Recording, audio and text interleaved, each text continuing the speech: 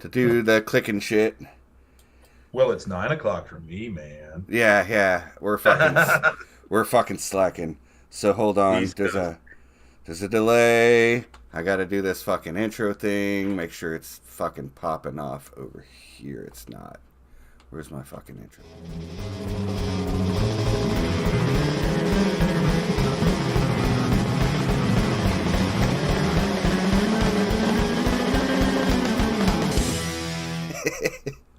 But yeah, welcome to we're live now, right? It's back from whatever. Welcome to Billy Bob's Sunday night live stream.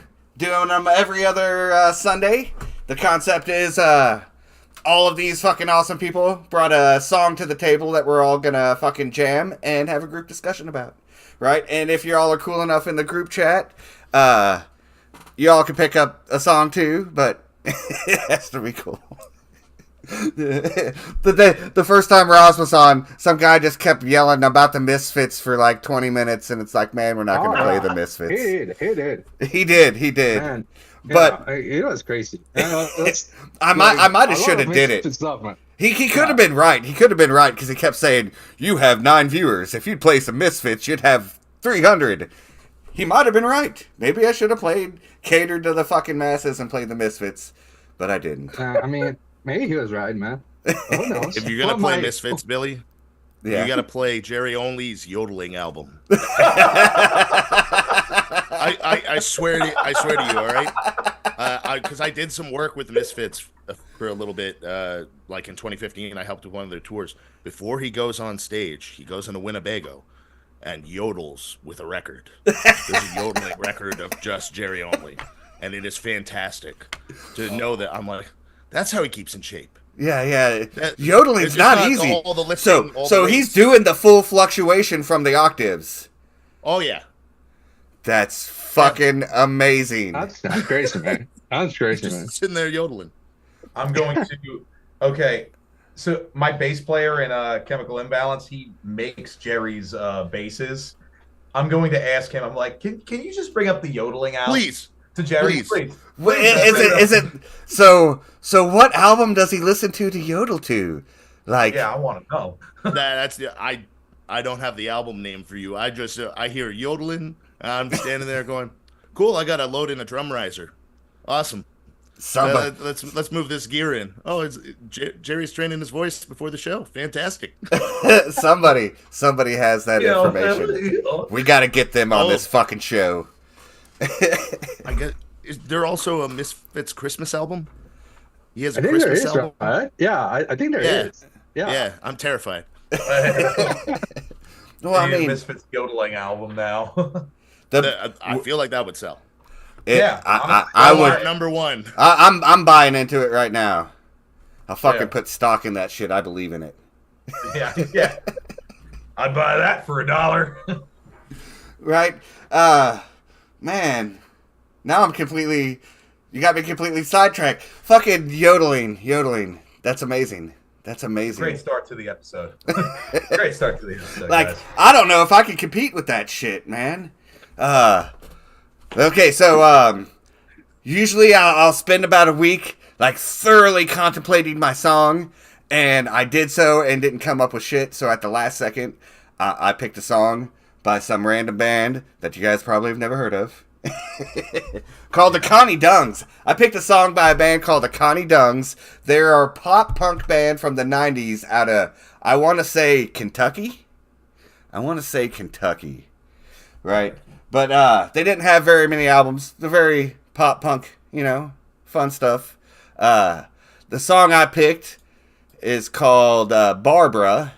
And it's a song about one of the greatest movies of all time, Night of the Living Dead. Hell yeah.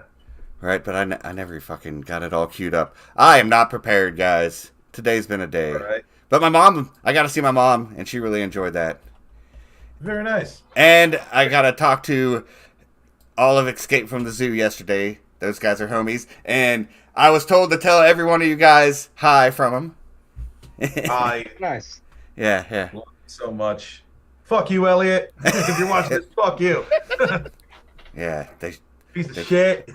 No, they're too cool to be watching this. Yeah, Come on, let's be real. Nah, I love Elliot. They're all partying with Hans Gruber, you know. There you go. That means a lot of dairy products. Does that? Yeah. You've seen any of the Hans Gruber like little snippets of their like tours on Reels? No. Should I be paying closer attention? Is it a lot of processed cheese? Chris literally has a bit that goes on about what yogurty drink he's going to drink that day as they go across on the tour, and every day is just another day of some milk product. I'm like, okay. Oh, okay. So this was an outdoor show last night, and it got down to about 48 degrees, right? I work outside like 12 hours a day, so I'm standing there in short sleeves. It's a little chilly. Everyone else is fucking full on, like jacket on, fucking shivering doing this number. He fucking strips down to his underwear, because I guess he does at the beginning of every show. Strips down to his underwear in the fucking cold and is like, let's rock this shit. I got a nice video of it, but I ain't got it queued up. What the fuck band did I pick again? I just forgot. Oh, the Connie Dongs. We're going to play the Connie Dongs. This is going great, guys. This is going great, guys. Okay, so let me fucking pop over to the share mode that I still have yet to streamline. Share the whole fucking everything. Blap. There we go. And now I gotta go into share mode and the fucking OBS because there's too many fucking things to click on this. Okay, so they put out a few albums, mostly splits. I believe the song I want is on the self-titled album from 97. Mostly everything between 95 and 98, if you can notice right there. 97. Barbara. You guys ready for this shit? It's my mom's name. I don't think I'm ready. Right. Okay, so Barbara was the main character, one of the main characters in Night of the Living Dead. The movie starts off with her and her brother in the cemetery, right? And that's where you get that famous quote that you'll hear at the beginning of the song. So let's kick into this shit. I'm not downloading shit illegally. Don't look away. They're coming to get you, Barbara. Stop it. You're ignorant. They're coming for you, Barbara. Barbara, oh Barbara, they're coming to get you, Barbara, oh Barbara, Barbara, oh Barbara, they're coming to get you, Barbara, oh Barbara, Johnny and Barbara went to see their mama. She's rotting and buried in some cemetery. Barbara, stop praying, 'cause praying's for church. Barbara screamed when Johnny's blood took gonna die.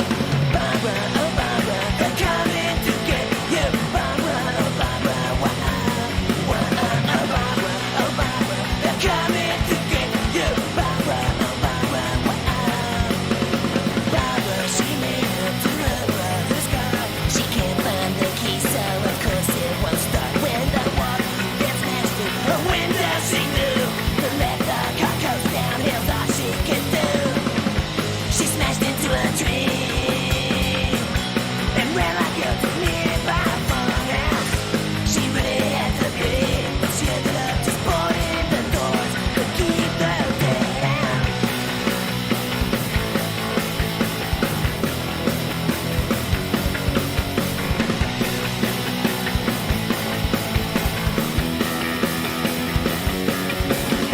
Barbara, oh Barbara, they're coming to get you, Barbara, oh Barbara, Barbara, oh Barbara, they're coming to get you, Barbara, oh Barbara,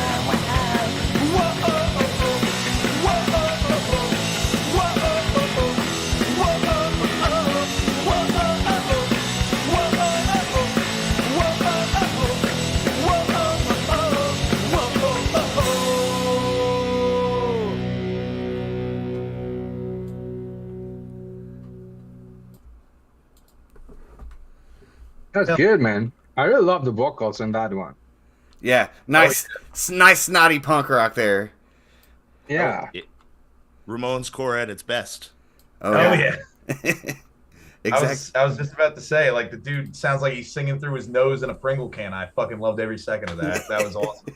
Yeah, it's like a lovely sound. Like that's my favorite type of vocals, right? Like that raspy, like very nasal, like tone, right? Like it's like fantastic, right? Like for punk rock, right? Like I really like that. Are they still like playing and shit, or is that done? I think they've been done since the 90s. Like, it's been a while since I googled them. Like I said, I just picked this song randomly like 5 minutes ago. I was like, I need to pick a fucking song, and I was like, that one, right?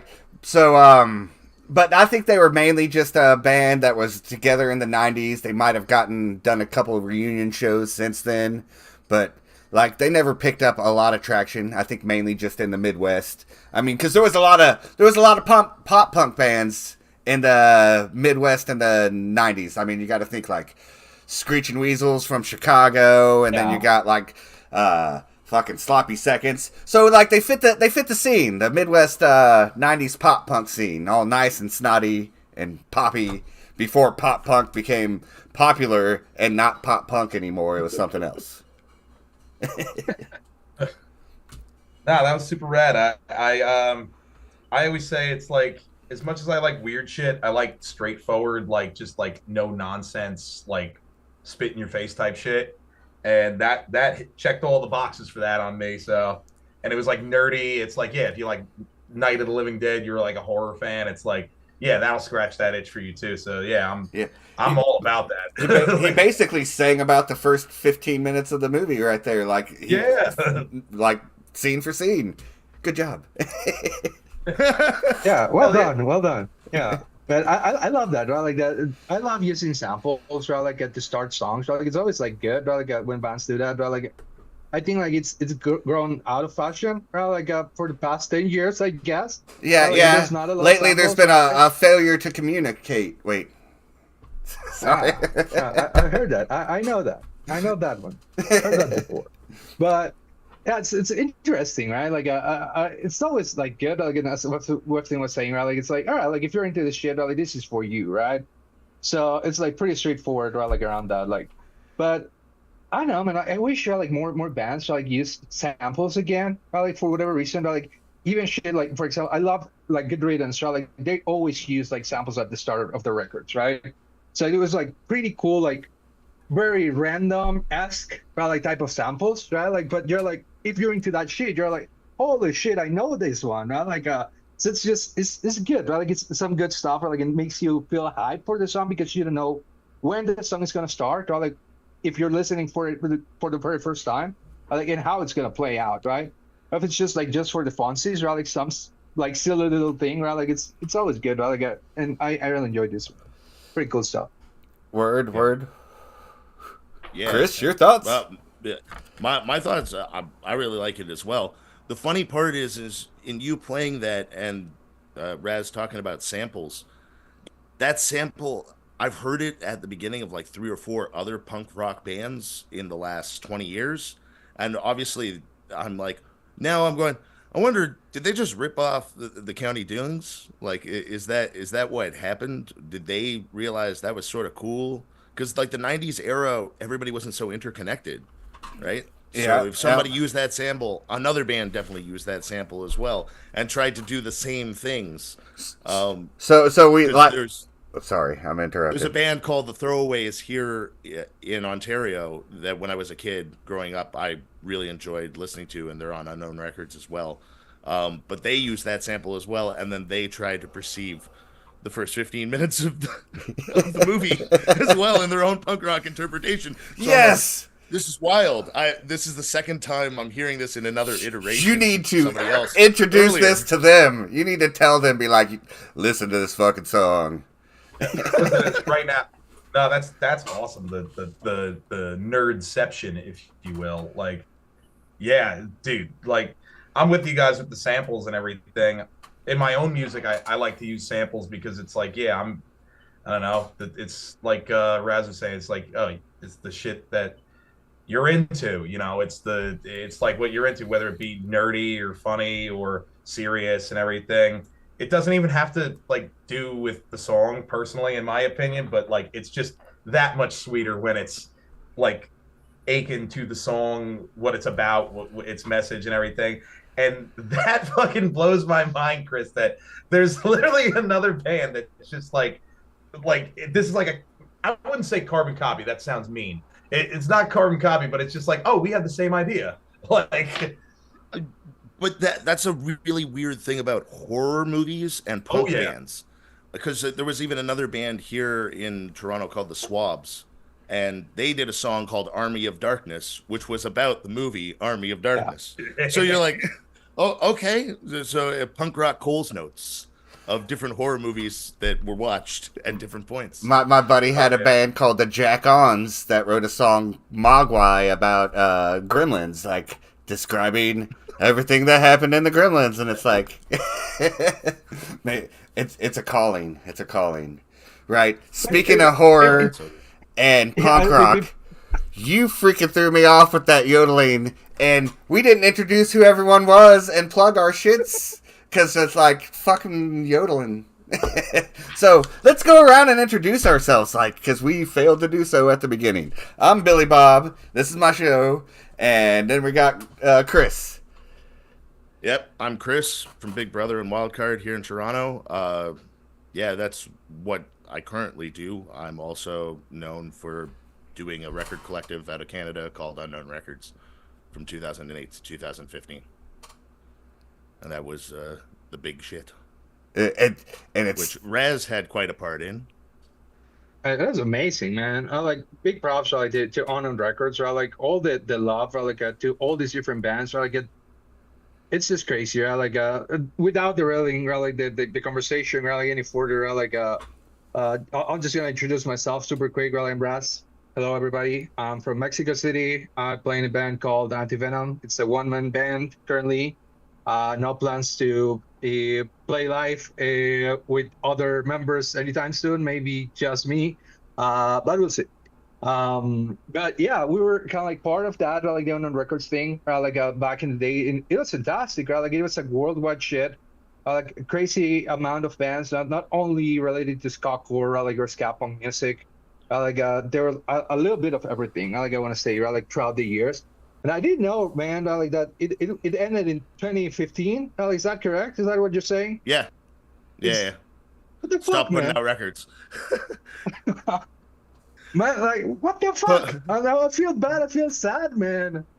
You just broke my heart, right? Like out of nowhere. It's all right. Everything Okay. still runs. I don't go out of my way anymore to put out albums or do all of that because, life. No, you get all roof you over have your to head. actually work and do shit. Yeah, like, to, exactly. Yeah, I feel you. I feel you, man. I feel you. But we also have good friend Waftin over here, right? So please, man. oh yeah, no problem with that. I'm just here to hang out, guys. Yeah, I'm Wefton. I perform as the solo artist, so I've been putting out records for the last 3 years. Putting out more upcoming years. I play bass in, for nobody right now, but I just played bass with the What Nows last night. I play guitar in the End Times. I sing for the Chemical Imbalance. They're all like ska core adjacent stuff. Long Distance Friends. I'm composed for that. There's so much shit. I don't know. I play guitar in a hardcore band called Classic. Me and Billy play music sometimes together. It's just I don't sleep, but I literally just can't stop playing music. So yeah, I'm a little bit of everything. Word. You got to plug the new album that's dropping on your birthday. Oh yeah, the new December 1st. Hurt People. It's the name of the record is called Hurt People. It's I did a song a month this year, all by myself from this chair that I'm sitting in right now. I'm compiling them all together. It's going to be a record. It's dropping December 1st. And then everything I did in the last 3 years, I'm dropping like a box set because Billy had such a great idea to just push everything together. And to the 5 people who care, you're going to like it. I thoroughly am. That's another thing, right? As Chris was saying, right? Like you, not only you grow old, right? Like and you have to do shit, but it's like just 5 people that remain there, right? Like listening and trying like to get into what you're into, right? In terms of music, so it just gets harder, right? Like to keep going, right? So I definitely agree. I feel you around that. Yeah. It does, but I'm glad to see like new generations pop up. Like No Time Records is still hustling it harder than Unknown ever did. So got nothing but bow love to Tommy. Yep, got nothing but love for Tommy. Known him for a couple of years now. Well, many, however you want to say. I got nothing but good things to say about him, his cause, and his fucking label. It's great to see it come from just him doing it out of his bedroom, and now it's this fucking, you guys all know. It's just, yeah, I'm with you. Just thank you, Tommy, for everything. Billy, like, is this show sponsored by No Time Records in any form of fashion? Because every time I come here and talk to you, we talk about like Tommy and No Time. No, dude So, hasn't even accepted my friend here. request yet, so I don't think he even knows I exist. Busy guy. So, you know, like, I was trying to score that interview. It just hasn't happened yet. Like, he might notice me. I'm sure we keep fucking talking about him. How could he not, you know? Oh, yeah. But, so let's jump back into some music. Like, who's next? Who's next? We're going to go with you, Chris. You're up top. What'd you pick? All right. I picked Too Late by Age of Kid. So Age of Kid is a band that I met on my first tour in Japan in 2019, and they sort of stole the show from everybody when they were the second band on, shoulder to shoulder packed venue, screaming for them to come on. And then after they played, half of the people left. I was like, wow, okay, this is a fantastic band. And they were still handing out demos, so they were relatively new at that point. Because Tachi, their lead singer, used to play bass for a band called Coquettish on Asian Man Records. So he has some feel into the U.S., and I always like to classify them sort of as the Japanese Flatliners meets, like, the Japanese Kid Dynamite. If you guys know Kid Dynamite. Yeah. So it's definitely a mashup, and they actually just went and played Fest. So they managed to come over and do a couple of shows down in Florida, and I mean that's pretty huge for any Japanese band that's like not fully like major label supported. Plus, that's a hell of a terrible flight. Oh, That's got to be one of the longest flights ever. I thought going from Toronto to Japan for 13 hours is bad. Japan to Florida, oof. Dude, and it's like, yeah, you're coming from Japan to Florida. Let's be real. Like, that's not a great destination to go. So, Directly after 2 hurricanes. yeah, exactly. Yeah. Oh, I totally forgot about that. So The saddest part is Japan has all the typhoons, right? Like they have way more hurricanes in a year. Surprisingly, they do. So as like foreigners, we have names for their hurricanes and their typhoons, but they just have numbers. Yeah, so like I was in a really bad typhoon in 2019, and like we all called it Hagibis, and even the Suicide Machines were like peddling shirts when they got there about how bad Hagibis was. And it's funny because whenever you try to talk to a Japanese person about it, they're like, "What the hell are you talking about?" You're like, "Well, Typhoon 19 in 2019." They're like, "Oh, that was a really bad one." You're like, "Oh, Typhoon 19." Right. So we name them. the reason why we name them is because the meteorologist gave them names of politicians back in the day. So when they came and wreaked havoc on an area, they could be like so and so totally destroyed. Right. Jesus. That's true. What about like Yeah. 90s shit like El Nino? Remember El Nino? Oh, Like, yeah. And there was like a bit like in SNL, right? Like with Chris Farley, or like saying like, "Here comes El Nino," right? Like which is Spanish for the Nino, right? Like it was like a fantastic thing, right? Like, but yeah, that's fun times with hurricanes, I guess. Yeah, we get hit with. I mean, I'm out in New Jersey, and like we don't get hit often, but the last really bad one I can think of was Sandy. I was living up north in the mountains where I'm originally from at that point. But I remember even then, I was just like, yo, power going out, like people like fleeing their homes. Down where I live now, I live down the shore, oh yeah, Paulie D and shit. But like, yeah, everybody, like my one friend like lost his house, dude. It was horrible. But I remember having this conversation with somebody like I think it was a Japanese person or somebody who lived over there, and they're like, I don't want to fucking hear it, bro. Like, we get them all the time. What are you talking about? Like, we get them all the time. Like, I'm sorry, that sucks, but like, yeah, I get them once every 20 years. Like, when I get it, it's all rain. I'm in the middle of everything, but we have tornadoes. Oh yeah. no. So Me and whatever. Billy have in common. Yeah. Tornadoes. You get an occasional tornado. I'm like in the safest spawn point on the human map. The one tectonic plate in Toronto is just like you sort of feel an earthquake, maybe if it happened in Ottawa. And you're like, well, that's man. 5 hours away. And there's like tornadoes are the only thing that really happen here, or ice storms. Because that was probably the most embarrassing thing in 2019 was being like, well, we have natural disaster in Canada. And we show our hosts in the house an ice storm, and they're like, that's very pretty. That's oh so nice. I'm like, I didn't have power for 2 days, and it was sub-zero temperatures, but yeah, it was really pretty. You know what? In the face of impending doom. I'll give you that. I'll give you that. But it was pretty. Right? Like, that kind of shit, right? I mean, like we just have like earthquakes here in Mexico City. Right? Like that's the only thing that happens. But it's like nasty as fuck. Right? But over there in Japan, it's also like here's another earthquake again. Yeah. It's like just shit happening. Volcanic It's islands, right? Yeah. If I feel an earthquake, something serious fucking is happening. Like I'm in Missouri, right? However, there was an earthquake in Missouri in the 1800s that made the Mississippi River run backwards for 3 hours, which is one of the biggest fucking rivers. Like, how the fuck does that happen? But it ran the other way for a couple hours, and everyone was like, "What the fuck?"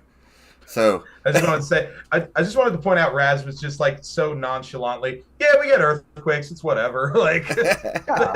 Well, like you get used to it, right? Like every September, like you get one of those, like just nasty, right? Like a couple of houses like go down, right? More than a couple, I'd say, right? Like several buildings and shit. But you get used to it, right? So yeah, it's just freaking nasty. But I mean, you have to like just get used to it, man. Like it is what it is. I mean, how do you fit in that office chair with balls that big? Oh my god! Like, I mean, like this. I could never would, dude. Yeah, but yeah, it is what it is. I guess like. I remember there was only one time that I thought I was gonna die. Right? Like I was working like in this old like building, right? Like kind of like from the 60s, right? Like or 50s, right? Like and the shit like was moving like this, right? Oh. So it started right, like and it lasted really for quite some time, like probably like a minute or something. And everybody, right? Like the first thing that they tell you, like, don't go down the stairs, right? Like don't do that because the stairs might collapse because of everybody trying like to get down. So they tell you that, right? Like all the people, right, like in that fucking building try like to get down from the stairs. Then they like the tiles from the bathrooms, right, like started like crashing, right? Like they made like these crazy loud noises, right? Like this is like bathroom tiles. So people are screaming, you hear the fucking tiles, you see like the thing moving like this, right? Like, I was like, I'm done, right? Like this is it, right? Like I lived a good life, so I just stayed like near like a freaking column, right? Like, and I just stood there, right? Like, and luckily I'm here, but I mean, you have to get used to that, right? Like, there's no other way around. Now, the only problem that I do have, right? Like, and this is like all serious shit, right? Like, is that whenever I hear like a fucking alarm, I think it's like the seismic alarm, right? So it's like trigger trauma, right? Like if it's like on a TV show, or like or something, it's like, all right, I need to get the fuck out of my house. Yeah, you're just like I need to get down, right? Like or I need to do something, right? Like and then you realize, all right, it was just a TV. Yeah, So yeah. it's like, all right, I feel that because like we have the tornado sirens all the time, and it's how serious do you take those because they happen all the time, but we've had tornadoes come through my state that have been like a mile fucking wide, took out the whole city of fucking Joplin and just laid it to nothing. And it's like, well, like, even if I go and hide, I'm gonna die in the middle of that shit, you know? Yeah. So what do? Do you hide down in the basement and do you go outside and watch it like all the other rednecks? You know, we got distracted, man. So you picked a song, Chris. That's right, why we're here. Well, one talk like about natural disasters. Like, sponsored by No Time Records. Shout out to Tommy! I am gonna totally take this clip and cut that and make it into a fucking PA safety warning, you know. So I wasn't able to illegally download that song off the internet before the the show. That might be difficult, actually. I didn't really think about that. Right. So what we're gonna do is we're literally gonna watch the YouTube video and hope I don't get too bad of a copyright strike. They're an independent band. Yeah. I might get banned in Russia. That Alif Dopa video got banned in Russia as well. So I guess you could play the music. Sometimes I get upset about the video. We'll see. So let's jump into this shit. We got a video to watch and everything. Fucking, where are we? Zoom. Pop that into share screen mode so you can see all the shit I got going on here. I'm gonna go with that. That's not it. That's it. That other one was your song, Wefton. So let's jump into this. Oh wait, I'm missing something. This goddamn thing. See, we're froze up on that shit. Hold on. There we go. Too many fucking buttons to hit, guys. I need a producer.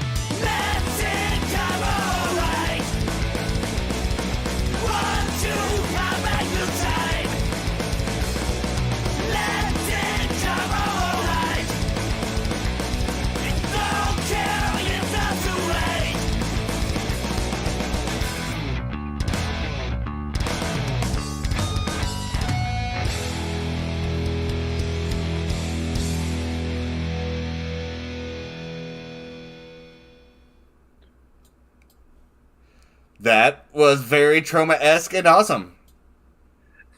My girlfriend walked in and was like, I don't think the YouTube gods are going to like that one that much. They are not at all. I'm going to get an age restriction strike on that one, probably. Oh, boo-hoo. Russia will get over it. Russia will get it. Well, no. It'll be like, are you 18 years old? You better sign in to that shit. That was awesome, though. Yeah. Very Pretty good. That Yeah, I you got thoroughly enjoyed the fact that despite that dude rose up as a zombie, they're like, fuck it. Just knock him back down. Fuck that shit. But little bit of extra on it. yeah, The yeah. guy that they're like stabbing and murdering is their drummer. Oh, really? That's awesome. As I'm it sure he should deserved be. it. Yeah, I'm sure he deserved it. Them fucking drummers. Go ahead, complain about loading in again. This is the last time. Done with your shit. Are Probably you sure you want to play with another band? Are you sure? you asked me to carry your kick drum? Fuck you, buddy. Yeah, that was fun. I thoroughly enjoyed it. Pretty good. I really love the bass, like the bass breaks. Like those were sick. Yeah. That's pretty well done. I really enjoyed that one. Word in the tone. That was a fucking phenomenal bass tone. Yeah. Chris, where'd you say they're from? They're from Tokyo. That's fucking awesome. Yeah. Yeah, and that's 2019 they put out that video, or like early 2020. Yeah, it Everything said shut 4 down. years ago, so it would have Yeah. been. Yep. That's good. Great stuff. Very trauma-esque. And I like the fact that they filmed it right next to a major highway and no one fucking stopped. They're just like, whatever, you know. Shit happens around here. Regular thing, right? Like, shit happens. There's earthquakes, like there's hurricanes, like whatever. Like, there's this guy stabbing this other guy. Yeah. Who cares? So probably just No. maybe they have that in common with like Florida and the bath salt zombies, you know. Actually, it was filmed in Florida. Yeah, I just no. You know what? You know what's really funny? You bring that up, like, yeah, it's on like just this public street, like somewhere somehow. Like, so I remember. So you guys have ever? I'm sure you guys heard of the band Death Grips before. Yeah, I fucking love them. But they have this one music video. I think it's for their song Double Helix, where it's like all just like. They made it like found footage kind of. It's like mysterious. And one of the shots is from a backup camera on somebody's car, and the singer, he's just like rapping into it. And it's like there's a major highway behind him or something like that. And he's like rapping and like yelling into it. And it's like nighttime and it looks kind of creepy. And somebody on Reddit, what's it called, on the Death Grips Reddit page, they're like, oh yeah, look, the video for Double Helix. It's pretty awesome. And he goes, oh, dude, I just gotta be honest. He's like, I live out in California around the area where these guys are from. And I remember, he's like, I never heard of this band before, but I saw this like shirtless, very skinny black guy just like yelling into the back of a car one night. And I'm like, what is that all about? He goes, now I know why. It's like, I think that was them. I was like, it might have not have been, but I'm gonna believe that it was. I'm gonna say that was cool. So maybe there's somebody out there like that for this video, just somebody in Tokyo being like, yeah, so these guys like just reaching into this guy's guts, and he was like laughing, and there's a camera guy there. Like, it's kind of weird, but okay. I just think of it from the raw cuts of meats. That music video cost a lot of money in raw meat. Well, you They got a know, barbecue. Sound production design, super DIY. I'll give it. Just like screaming into the back of a pickup, like the backup camera of a car. well, you, I mean, there's a good likelihood that it's the same person. How many people are screaming into the back of? well, you know, there's this phenomenon happens that when people see shit in public, sometimes they'll just look down and look away so it don't affect them. Like when I brought up the bath salt zombie, well, there was an incident where somebody was all hopped up on bath salts and they ate another person's face. But the thing is, it was in a public space, and the dude's like gnawing on this dude's face, and there's people just walking by, and they fucking literally ignore what's happening right there next to him. So it's a phenomenon that'll happen that, like, people will intentionally not glance so they don't have to get involved in the shit. But yeah, I know if I see somebody eating somebody else's face, I am going to do some kind of reaction, because I've seen, like, zombie movies are my favorite, you know? And like first you gotta assess what kind of zombie it is. Like, is it like a fucking like a fast meth zombie? Because those things fucking freak me out. Meth zombies are like wrong, and I don't understand how they work because like once rigor mortis kicks in, you figure it'll slow you down, not speed you up. But you know what the fuck ever. I think I'm gonna start doing bath salts now. I'm gonna figure this out. no, really don't. Please don't. No, I'm not trying to. I'm not trying to be a bad influence and on Billy you, coming sir. in hot from right corner. It's called a social experiment. It's fine, funded by me. No, so the sad thing is during that whole event, I don't know if you guys remember it clearly. It was it was around 2009, 2010 is when the bath salts started showing up really bad. I was working at an adult novelty shop. An adult novelty shop, guys. That's where I met my wife, right? Very nice. Yeah, so we both worked there, and the owner started selling those that K2, those spices, right? And started selling bath salts. The dude made a goddamn fortune off of selling them goddamn bath salts and that fucking spice, because it was legal at the time, and anyone. It was gray area? Huh? It was all gray area stuff? Yeah. Like Okay. salvia? Yes. So the concept was it wasn't illegal yet because they were chemical compounds that are not illegal, right? So what would happen was anytime the government tried to make one of them illegal, they would just slightly alter the chemical compound and put it right back out. So they're having problems fighting it because of this fact that they were fighting going against chemists who knew what the fuck they were doing, right? So this dude was selling it, and we were only making like $9.50 an hour. I was a fucking full-time drug dealer with this fucking horrible shit for like $9.50 an hour, and I saw that shit ruin people's lives, right? Like, there was this old man that came in and had a fucking cast on and was like, you need to stop selling this stuff to my grandson. He beat me up and took my debit card.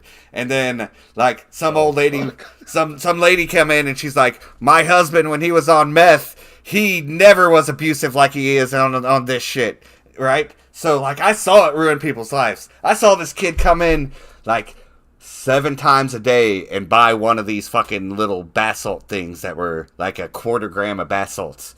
And there was, like, 36. I still remember the price of it. 32.36. Dude would come in 7 times a day and buy one. And it's like, he was going out there doing that, ripping somebody off to get more money, then coming back and buying another one, right? It was fucking, that kid lost, like 40 pounds in 2 months, and I'm fucking selling it. It was the worst, one of the worst experiences of my life. My buddy Steve was real bad on it, and he come in and he's like, yo, you need to stop selling this to my little brother. It's fucking ruining his life. He says, as soon as he does it, he's not even enjoying the buzz. All he is thinking about is how he's going to get more. He's like, you need to stop selling it. It's going to kill him. And look what it did when I shot it up in my arm. And he had a big giant fucking dot on his arm. Oh my God. Right? And I'm like, oh my God, Steve, that's fucking horrible. He's like, yeah, I was at the hospital, but they were taking too long, so I bounced out of there. And he's like, so... Right? And then he says to me, he's like, yeah, you need to not sell it to my little brother anymore, but... I need one of them pumpets. And fucking, shit. like, it was fucking horrible. So when the cops raided that place, I was like, yes, finally, it's fucking done. I don't have to deal with it anymore. And then the next day, my boss was like, so we got rid of the cash register, so there is no record of it anymore. So when people come in, just sell it to them under the table. Just don't print up a receipt. And I'm like, I can't fucking do that. Oh. Right. So that's when I lost that job. Yeah, nah, I would have been like, yeah, nah, you could fucking lick my toes, dude. You can lick my toes. Like, dude was making barely anything on that fucking store, and then starts selling that shit, and all of a sudden, like, we used to close the drawer, we'd get a bonus if we made $1,000 that night. Like, if we fucking sold our asses and made $1,000 in the drawer, we got a fucking $20 bonus, right? It got to the point where that was happening with no effort at all because I was standing at the counter just selling this fucking shit. And we would be counting down like $2,500 in cash every fucking night. And it's like, yeah, that dude, of course he wanted to continue selling it, you know? Yeah. But, yeah, crazy. So much money went through my hand and I made so very little of it and I did all the work. Yeesh. So dealing be an drugs is only employee. making other people money. Yeah. We digress again. I'm sorry. I had to experience. I had to share my fucking bath salt trauma. So don't try bath salts, Wefton. All right, fine. I'll just do salvia instead. That's way better. That is way better, right? It's just a guaranteed bad time. Oh no! Dive down that rabbit hole and tell me what's Do you on like the other things that side. taste like barnyard? It tastes like barnyard. And dead fish. I gotta stand the fuck up. Holy shit.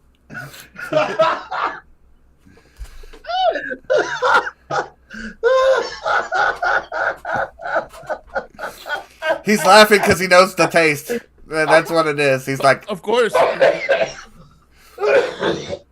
Give me a second. I tell you what, I was at a hippie festival the first time I came across that shit, and I was not prepared where it sent me. Oh yeah, a completely different reality. Yep. DMT is supposed to send you in like the positive direction, and I feel like salvia sends you in the opposite direction. Well, what it is right. You see what's behind your peripheral vision, and it's blackness, and it wants to pull you back into it, and you want to hang on to this reality, and you're like, why did I do this to myself? But apparently you're supposed to just let go, and I never did. Listen, if you try, so much like your friends with like trying to skirt the substance stuff in, I guess like 2005, 2006. They had salvia at my convenience store, and this guy was just hustling this stuff to all of us, and we're well underage, and we're like, great.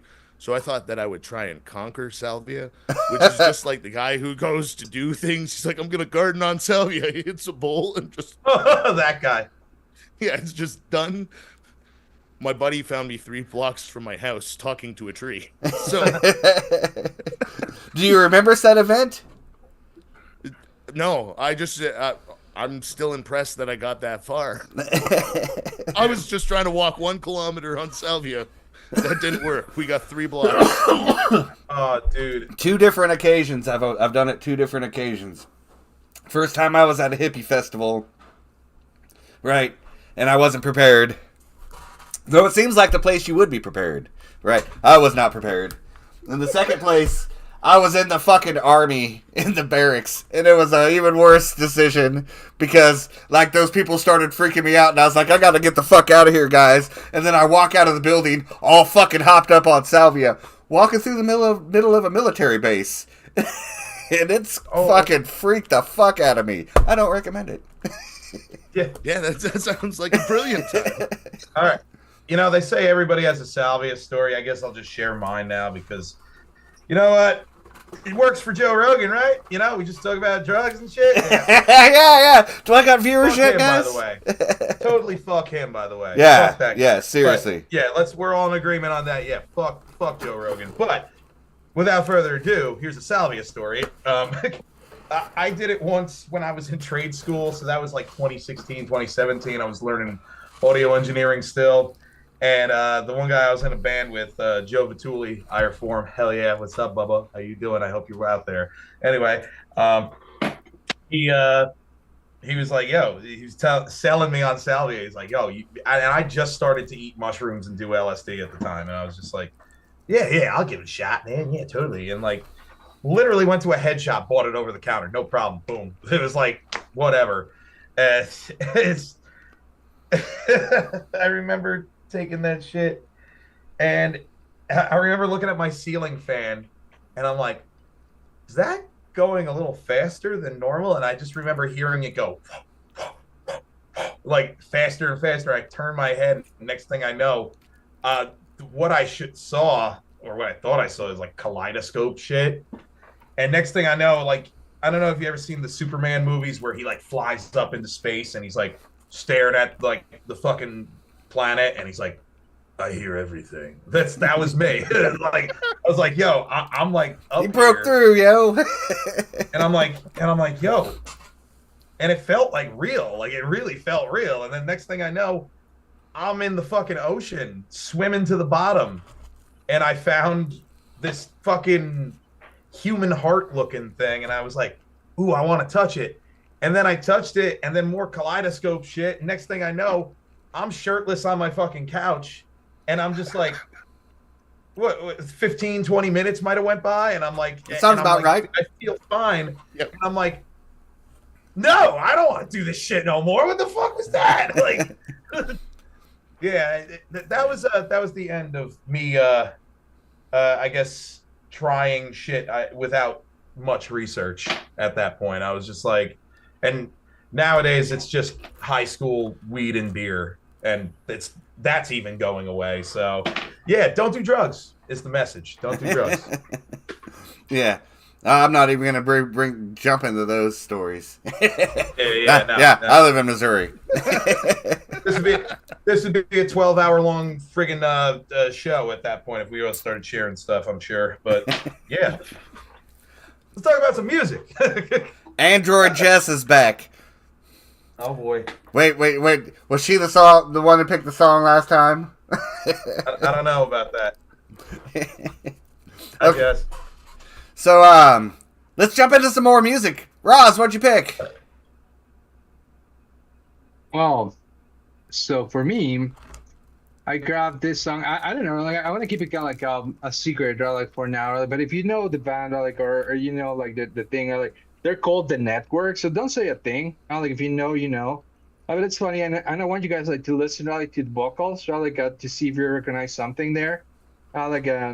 It's pretty interesting. Like it's a weird band that only has 2 records, right? One from 2003, one from 2020. The first record's like Money Money 2020. They released a second part in 2020. Right? So fun times, right? But 17 years apart. Super, yeah, right. Like it's like a very interesting like mix like of like old school like punk rock, kind of like the Ramones vibe, right? Like a little bit of the Misfits, right? Like very on that vein, rather, but with like electronic elements, like very subtle here and there. But those 2 motherfucking records are crazy sick, right? So I just picked my favorite song, right, like of this band, and I wanted to pick another song which I thought would be like more interesting. But I was like, nah, this one hits too close to home. It's called Divine Case and Nazi. So I was like, I don't think it's a good topic right now. Let's just keep it civil. So this first song is called Rochambeau. I don't know how it's pronounced. Rochambeau. So this is by The Network. So it's a pretty good song. Hope you guys like it. Very chill. Yeah. Hell yeah. So, where are we here? And like I said, I didn't get to preview any of these songs ahead of time. So, that always makes it more fun, right? Now, let me fucking do this shit. Where are we? Yeah.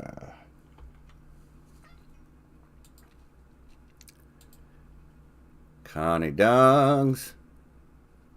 Motherfucker. Get out of my way.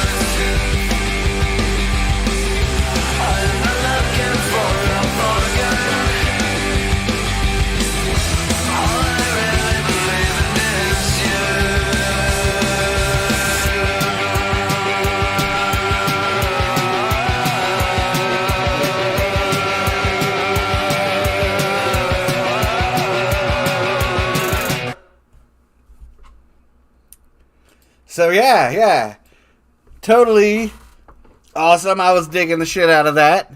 So Rez, you just can told I me. guess the secret? Yeah. Yeah. Billy Joel. Yeah. Yeah. Green Day? Yeah.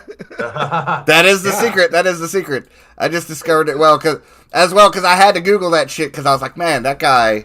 I know who's That the voice. fucking singing that. Yeah. Totally Billy Joel. That's totally Green Day plus a couple extra members for. Exactly.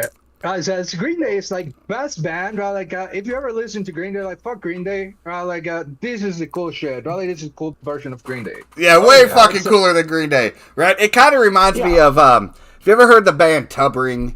It reminds me. Yeah, they're like it's like Tubbring, only less Mr. Bungley. Like more if Tubbring wasn't so influenced by Mr. Bungle. There was a point in time where the band Tubbring decided they were breaking up because they were too obscure. No one would ever get the concept, and they were just going to be more of a pop band. And they called themselves 321 Activate, and they never released an album as 321 Activate. They did a live tour, and they did a live show, which I got a bootleg of, which it was on the radio, so it's decent quality, because, radio quality, whatever. Sounds clean, but they never released anything. This fucking sounds just like that shit to me. Like Tubbering, only... It's exactly like that. So this is like pre-American Idiot, like from Green Day. So this is around the time like when Green Day was like getting booed out of mainstream, right? Like when mainstream was like, fuck this warning shit. They're like, fuck you, Green Day. We don't give a fuck about you anymore. All you're doing like is trash. We want to hear something good. They were like, all right, let's do something different. Like if this shit as Green Day doesn't work out, like, let's just play as a network. So that's what they did. So they got like this guy, so like in like wrestling, like Mexican wrestlers, like masks and shit. I love people back in the day were saying that they got like 2 members from Devo, which to me was like shit. That's great. Like who knows if that's true actually. But that fucking record, like it's solid, right? Like it's like a very good record, right? Like it's very different from Green Day, but you can hear, like Billy Joel, right? Like there's also a bunch of songs that Mike sings. So that's fantastic. Right? You never get to hear Mike sing in anything, right? So it's a pretty solid record. Right? And the last one that they did, right, from 2020 is I think like it's also pretty good, right? Like so I just wanted to drop this one. Like I was like, oh, what do I share? Right? Like I don't want to share like something like funky, right? Like or very like ska punk shit. Right? Like last time I went, right, like and did some Mexican shit, right, like just to represent. So I was like, I don't want to do this again. Let's bring something different, right? Like so. This is why I do it. Right? So yeah, hopefully you guys liked it. Oh yeah, very much. I was actually gonna say, because I'm a big fan of your stuff, Raz, like the Anti-Venom stuff. I could definitely hear the influence from this band for your stuff. It was just like I was like, oh, okay. I see where you're pulling from. I hope I'm right.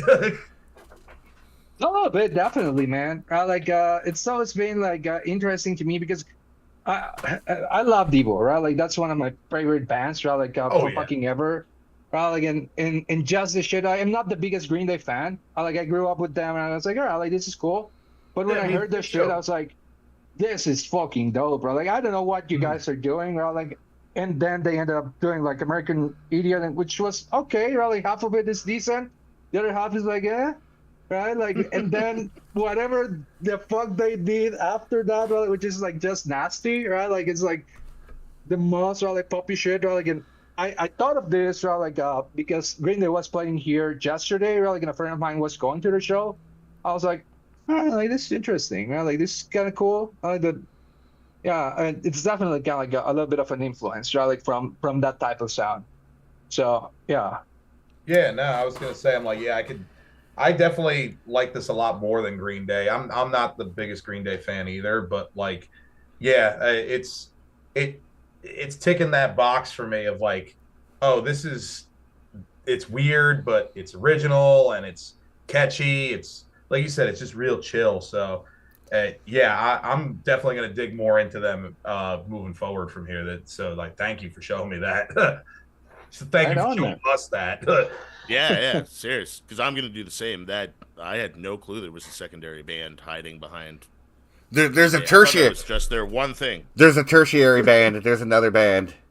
There's another one. Oh yeah, what Yeah. what their pinwheel? What the fuck's the name of it? Pinhead Gunpowder, I think. Pinhead Yeah. Gunpowder. Yes, that's a third band. Yeah. Tertiary. Okay. We Does got Mike That sing? was isn't that great. Right? Like that wasn't that great. Right? Like you can skip that. right. So we got some feedback from Android Jess. She says you need to turn up your mic a little, Roz. I can hear you fine, Oh, but I shit. guess it's coming through the stream a little quieter than the rest of us. Let me see if I can do that. Turn the game all the way up. 210. Take that, Jess. So, it's like every time he talks, I'm just, Fucking clipping there. All right, I guess I kind of did. Hopefully, Sound a little louder. I'm better. Yeah, sounds a little louder. You're coming through mine fine. It's just that the only difference is Chris has a really badass microphone, and so does Wefton, I believe, maybe. Oh, I'm an IT guy for a living, so it's like I just have a really nice camera, microphone combo, shampoo, conditioner. You know what I'm talking about. What the hell is Foxborough hot tubs? Wait, what? Oh, that's another one. I think with his sons or something. Yeah, it's Alan Razzo posted up. Oh, Fox. that's my brother. That's your brother. Yeah. That's your brother. Shout out to your brother. A word to you, brother. so there's a what's the word for quadtertiary? A fourth. There's a fourth band. Yeah. And all of them suck except the network. And they all fucking suck except this one. Yeah. So let's get into some more music. That's like the complete opposite of Jesse Michaels. You go through Jesse Michaels' catalog, it's like, oh, there's an extra band. Oh, there's another band. It's like, It yeah, all sounds sort of like Op Ivy, but there's another band. How many bands was Jesse Michaels in? Oh, and they're all. It's like, and this one's good, and this one's better, and this one's cool. right. I just did an interview with Chesky, and that guy is in so many bands, has been in so many bands, it's not even funny. I played some of them for you the other day, Wefton. He was in a brutal metal band, like spitting out rhymes lightning fast. He was in this Mr. Bungle style band. Like, that dude was all over the place. But yeah, He told me that I was like, he made me feel like, man, maybe I should stop complaining about being so busy because like this guy's been at it for like what 20 years and it's just like 7,000 bands per month. Like it's like okay, I don't feel that bad anymore for myself. Hey, good on you, Chesky.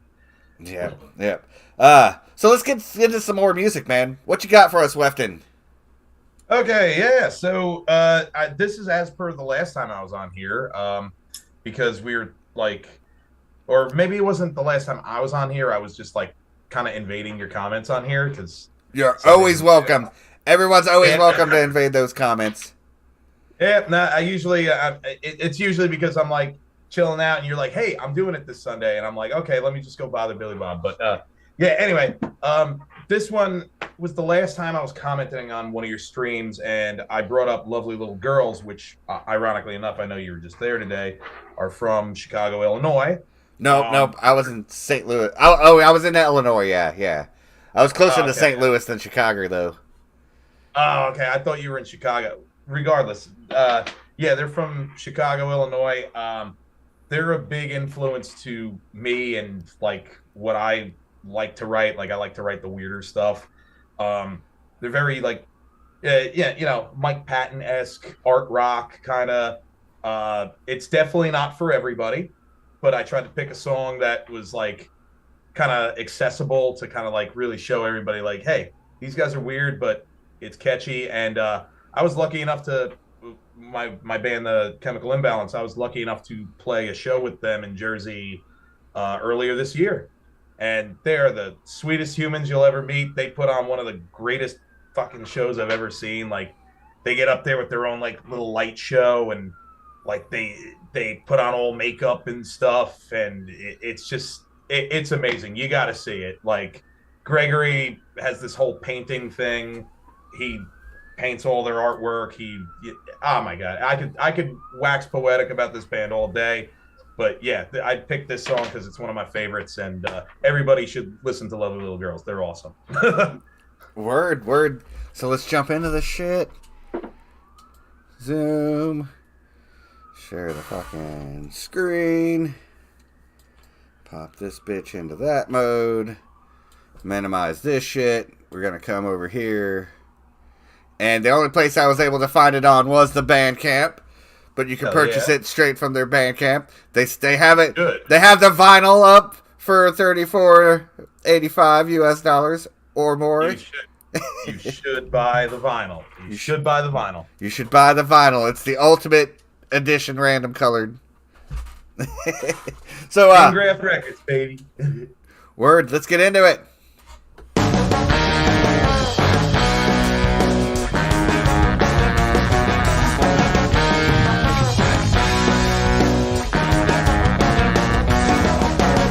When she walks in, my pencil shaking in my hand. The blackboard speaks a language I don't understand. It's crazy the way I lose my mind. My grades are slipping and my parents are concerned. They think I'm skipping all the stuff I should have learned, but they don't understand what I'm going through. Even if I close my eyes and try to concentrate, her voice is like a force. Self-control just can't relate. She puts the T and the A in TA.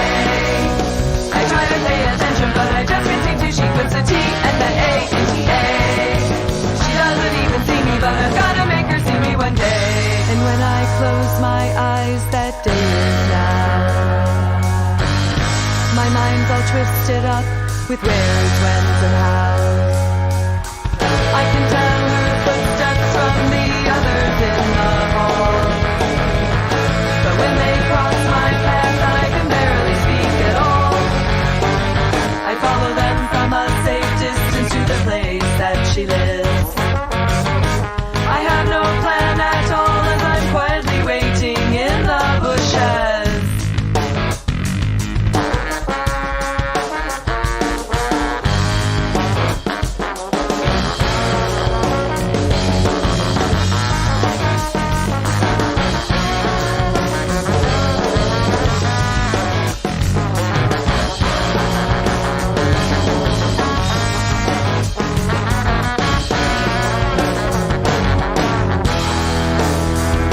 She puts a T and the A in TA.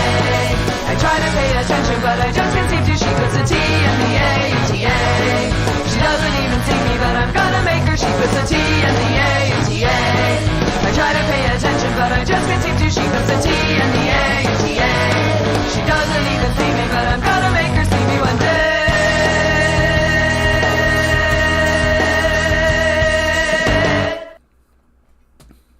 Yeah, I dug that shit. Very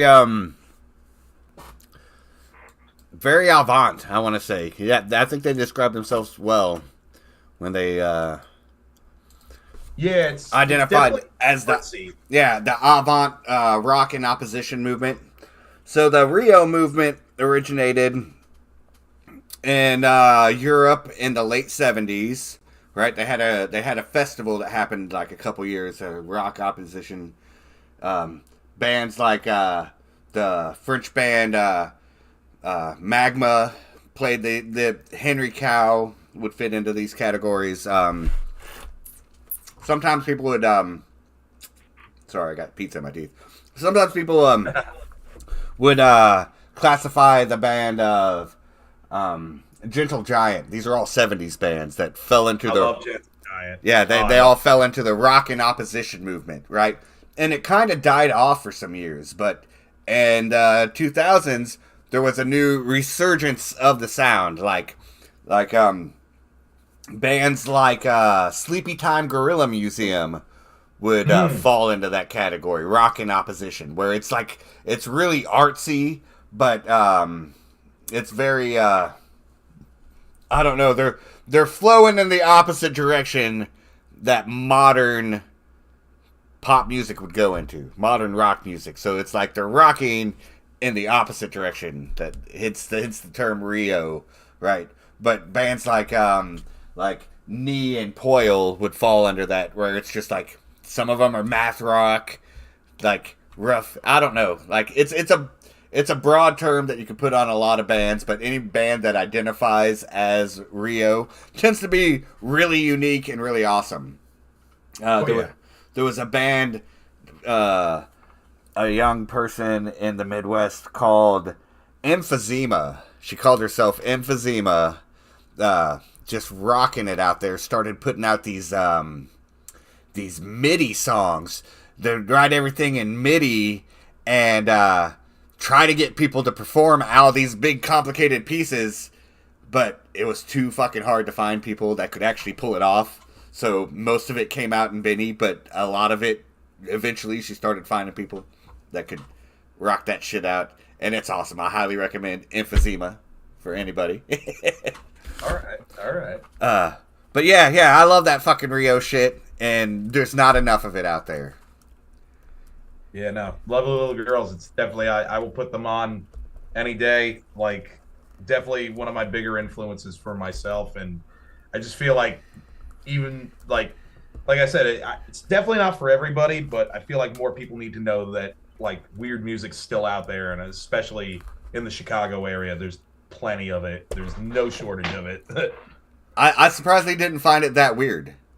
It flowed well. It was a little odd, but like, I dug it. Yeah, it was funky and cool. I really dug it too. Those horn lines and like the transitions horns are fucking fucking sick. awesome. Yeah. Oh, they got like crazy horn section in Illinois, I would love to say. Like, yeah. And I really love like the horns, right? Like in the bass, right? Like how it was like equalized, right? Like in the effects it had, right? Like that little distortion, right? That you could hear, right? Like in those like break sections, right? Like it's pretty good, right? But I wanted really to commend, right? Like on the artwork, right? Like I feel like that's another kind of like piece, right? Like of the whole puzzle, right? Like it's really interesting, right? Like I find amusing, because even nowadays, right, with fucking AI, right, like you can jump, right, like and type something and you get your shitty art done, right? So like that kind of stuff, like it's just like getting like out of the whole kind of like conversation, right, like for several bands, right, like several artists, right, like a lot of people are just like, yeah, I'll just type something, right, like and I use this shit and that's it, right? But these are like super crazy like done pieces, right? Like you know, like just from the Bandcamp, right, like the banner, right, like on top, right, like super sick, right? Like in the artwork itself, right? Like I can imagine, right? Like having it that like in vinyl, looking at all the little details and shit, right? Like that's fantastic, right? Like for a lot of bands, right? Like nowadays, right? Yeah, you just listen to that shit, right? Like in your fucking cell phone, right? Like, and that's it, right? You don't really care about name of the songs, right? Like, or about how the artwork is placed, right? And then it happens, right? Even to me, right? Like sometimes I just play something new, right? Like a different band, and I don't know the names of the fucking songs anymore. Like I just save them as favorites and I listen to them, but it's kind of like part of those pieces that are getting like in a way forgotten, like with the whole like digital streaming shit, like that.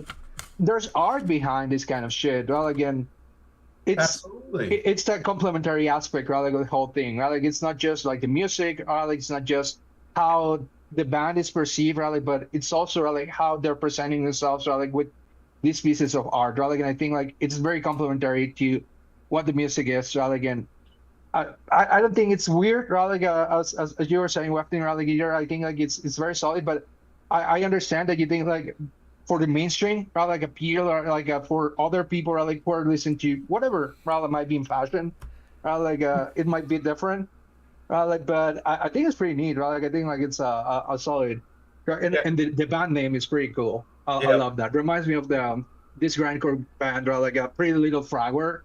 It's like just like a silly name, right? Like on top of something cool and different. That's pretty cool. Yeah. Yeah. No, I was gonna say the whole artwork thing. Yeah, I feel like bands are starting to kind of get back into that now. I noticed like a lot of like Chris was saying, the newer generation and whatnot. It's just like I've noticed that a lot of people are starting to care. I think it's with the return of vinyl too. It's like music. It's no longer just song. I mean, it still is to some degree, but a lot of it's the whole package thing. It's like you can hold it in your hand. You got the artwork. And the thing with Lovely Little Girls is that Gregory Jacobson, their singer, he hand oil. It's all oil paints. Like, he's a talented artist. If you follow him on Instagram, I believe it's just Gregory Jacobson. A very accomplished artist, and it's all like, some of it's like really like, it's a lot of like almost. And I apologize, Gregory, I don't mean this in a bad way, but a lot of it's like body horror kind of, or like just like there's a lot of fluids, there's a lot of like veins, and like a lot of playing on like body parts, and some of it's really grotesque, but it's like it's so perfectly done. You're like there's so many textures. It's like, how does a person do this? And it's just it just adds to the whole kit and caboodle of the band and whatnot. But yeah, I definitely think, at least for me, like when I write music, I always think of an image in my head, or I'll put it to an image, which is the funnest part of me releasing music is making the artwork. I've been doing photography for like a couple months now, and I'm horrible at it, but it's just another medium to like, hey, I can put a picture to this song that I wrote. And actually, I've been doing the opposite now. I've been going out, and I live in the Pine Barrens in New Jersey, so it's like it's a desert with trees in it. So like I go back there and I take pictures of just stuff, and I try to make it kind of abstract, and I edit it all up, and then I think of like a title for the picture, and then I try to write a song out of it. So yeah, art is art is art. That's the thing, and it's just like anybody who gives like 110,000% of a shit like will do that, I believe. And I think it's cool. I think it's cool. I like to see bands doing it, and I like to see that people are starting to care about the whole package again. So yeah, I read an article, or it might have been a paper. It might have been a paper on the cognitive dissonance that had happened when we switched to streaming services. See, when I was a kid, right, we didn't have streaming services. We had singles pop up on the fucking radio. Then you would go to the store, spend like $11 on a cassette tape, or $17-18 on a CD, knowing only one song from that, and then hoping the fucking rest of the album was good, right? And then you'd get home, and you'd open that bitch up, you'd smell the cracked open new either cassette or CD. They both have the same smell. And then you'd flip through their artwork, and you'd see that, and you'd have something in your hand that you'd be admiring as you were listening to the piece of music, right?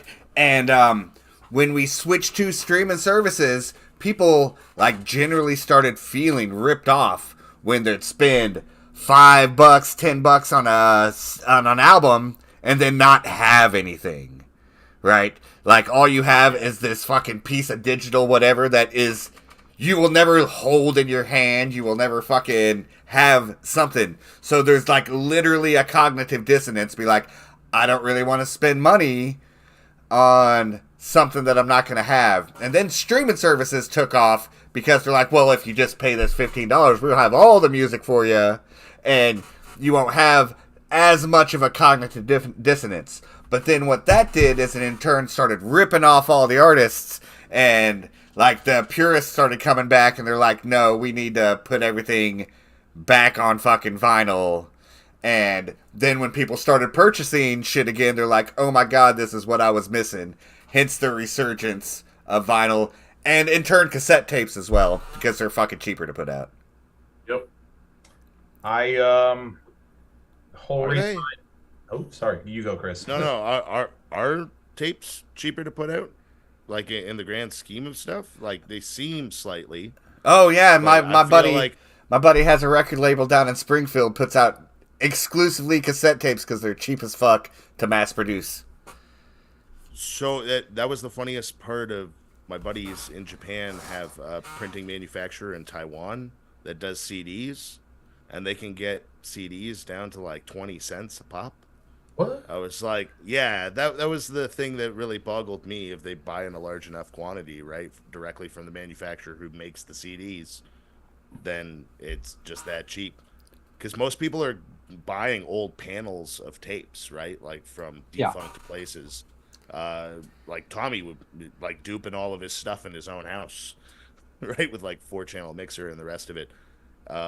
Like there's a lot of work that goes into that manufacturing. I think like when you get one, it's probably like $4 or $5 by the end of it.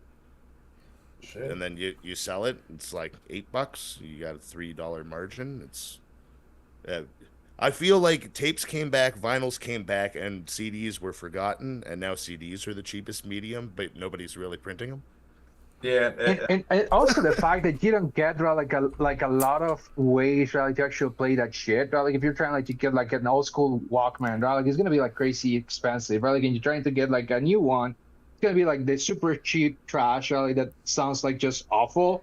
And I was watching this actually yesterday, right? Like about like new CD players, right? Like and tape players, right? Like and they're like chunky pieces of shit, right? Like they're like big, right? Like and they have like. All of them have like the same internal components right, like, out of China, right? Because that's the only fabric, like the only factory right, that still exists, right? That's doing that. They're just building like something right, like on top of that, and they're selling that. In the margins, right, like for those things, right, to be actually sold, right, like are also like nothing. Right? Like they believe that they're not gonna be like making absolutely nothing. In fact, it's gonna be losses. Right? Like so, I feel like, for example, like tapes, right, like I think it's nowadays like it's more like the fact that I'm supporting right, like, and I have like this little trinket with me, right? Like as opposed to all right, like I'm actually gonna listen to this shit, right? Like it's rather like all right, like I'm supporting the band, I'm supporting the artist. I think like another kind of like problem right like that happened right, like is that once like mainstream artists right, like realize like shit, we can sell vinyl right, like that put like all the DIY like punk bands right, like and artists are like out of the business, right? Because those fuckers like fucking Taylor Swift puts out like I don't know how many fucking vinyls, right? Like per year, right? Like per whatever shit she's doing. It's so true, right? Like and it's like how this like guy, right? Like or this band, right? Like from I don't know, right? Just their basement, right? Like, to give an example, right? Like putting out vinyls and shit.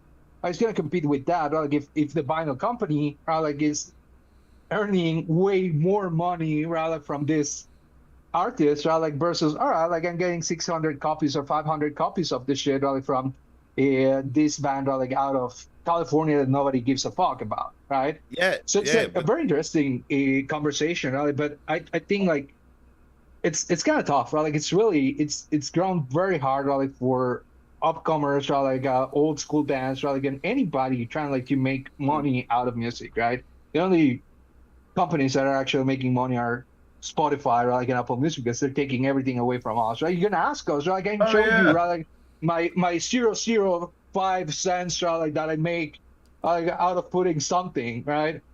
So it's just nasty, right? Like, but it doesn't take away the fact that it's cool to have that piece, right, like of work, right? Of course. Yeah. You always like to own stuff rather than to feel like you're just borrowing stuff, and it's like me, like. Let's be honest. Like I'll just speak for myself. Like I never got into music for the fact of like, oh yeah, I'm gonna make money. And still to this day, there's never any point where I was like, oh yeah, I'm gonna make a paycheck off this. I've been around the fucking world playing bass in a friggin' band, and it like even then I was just like, you know, whatever. Like you know, if I somehow make more than $100 off this, I'll call that a win. But like it's not like I was banking on it. It's because it's just the nature of the beast. But I have to say, it's like, yeah, there was a time where I do remember people would buy stuff off Bandcamp or buy your CDs at shows or buy your tapes or whatnot, and it was like cool because it was like, hey, that's a round of beers for me and the 3 other guys in my band. Hey, that's a pizza for the weekend. That's a tank of gas to get home from the, it was like, it was cool.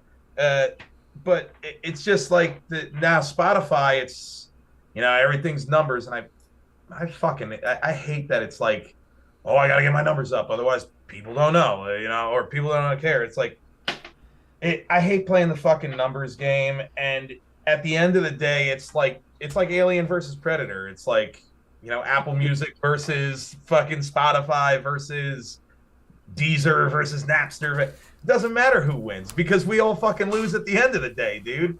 Everybody, oh, well, I like Apple Music more than Spotify. I like Spotify. It's like saying, oh, I like that head of the Hydra more than that head of the Hydra. It's connected. It's all connected to the same fucking beast. And they're going to eat you alive at the end of the day. So, like, I don't know. You want to be eaten by the head with sharp teeth, or do you want to be eaten by the head that can breathe fire? That's just it. I'm a fan of the YouTube music. Yeah. So you're a fan. You're a fan of the head that has like the really dull teeth. Oh, No, yeah. I'm kidding. I'm kidding. No. But no, you're right. Fucking support your local bands, man.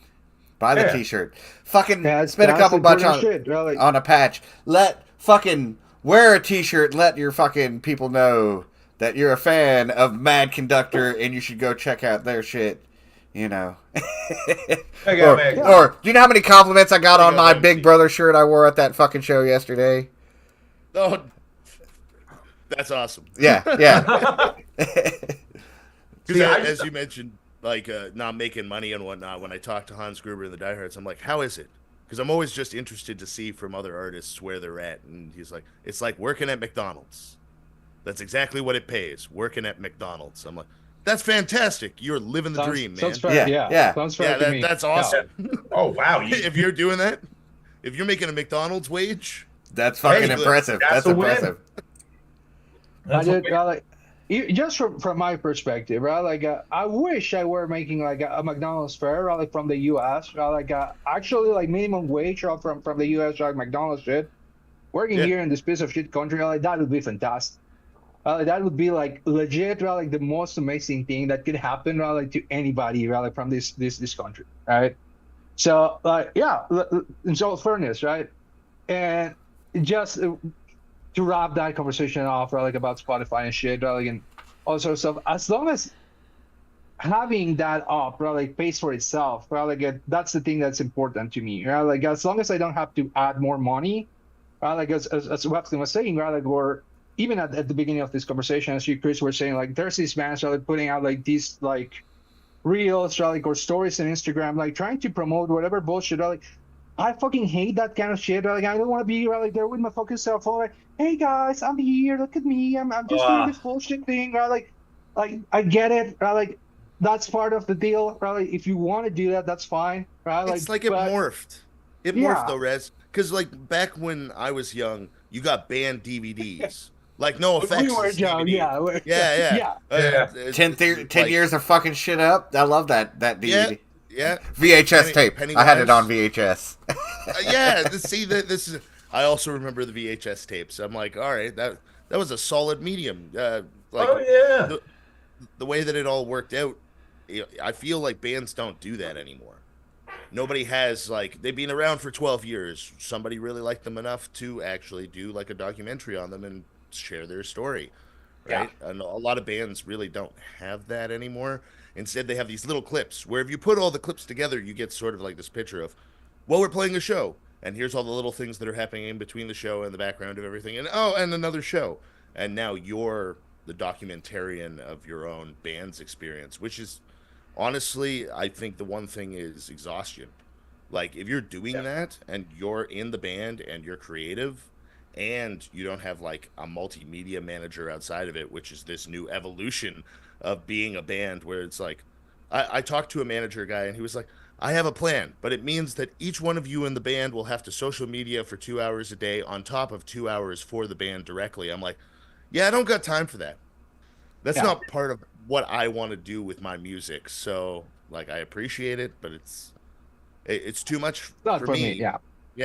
I'll speak from experience, dude. Like, for the last couple bands I was in and whatnot, it's like, because we were touring around a lot and I was getting, I was stoked. I was really stoked. So it didn't really feel like work to me.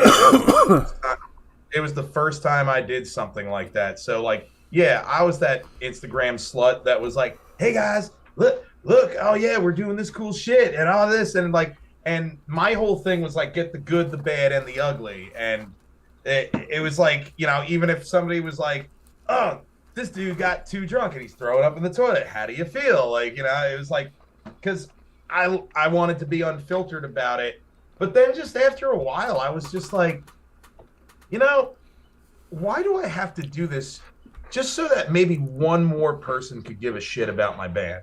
Just so one person might just like go to our page and hit follow. And yeah, Chris, you're absolutely right. It morphed. It used to be like, oh yeah, let me get a video team, let me get a producer, or maybe somebody would just naturally come to you and just be like, hey, I want to make a little DVD, VHS, whatever the case may be, like a whole little documentary on this band. So you tell us your story. You're your own documentarian. I couldn't have said it better myself. That is the perfect way to put it. But it's just, I'm trying out here for you guys. I'm trying. Yeah. And we appreciate you.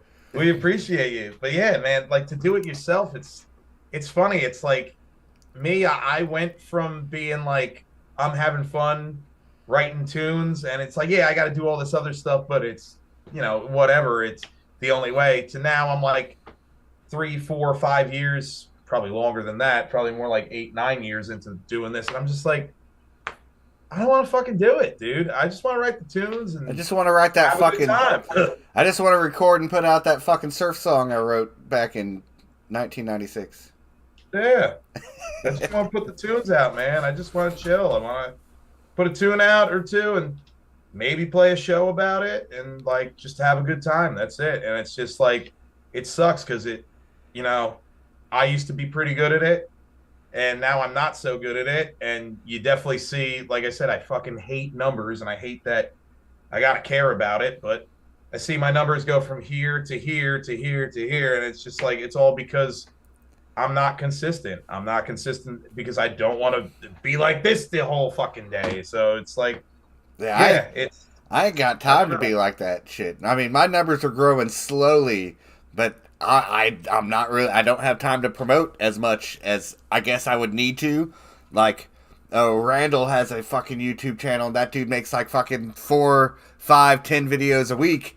I ain't got fucking time for that shit. I work fucking 60 hours a week, which is stupid. Which is stupid. Stop. No one should be working 60 hours a week.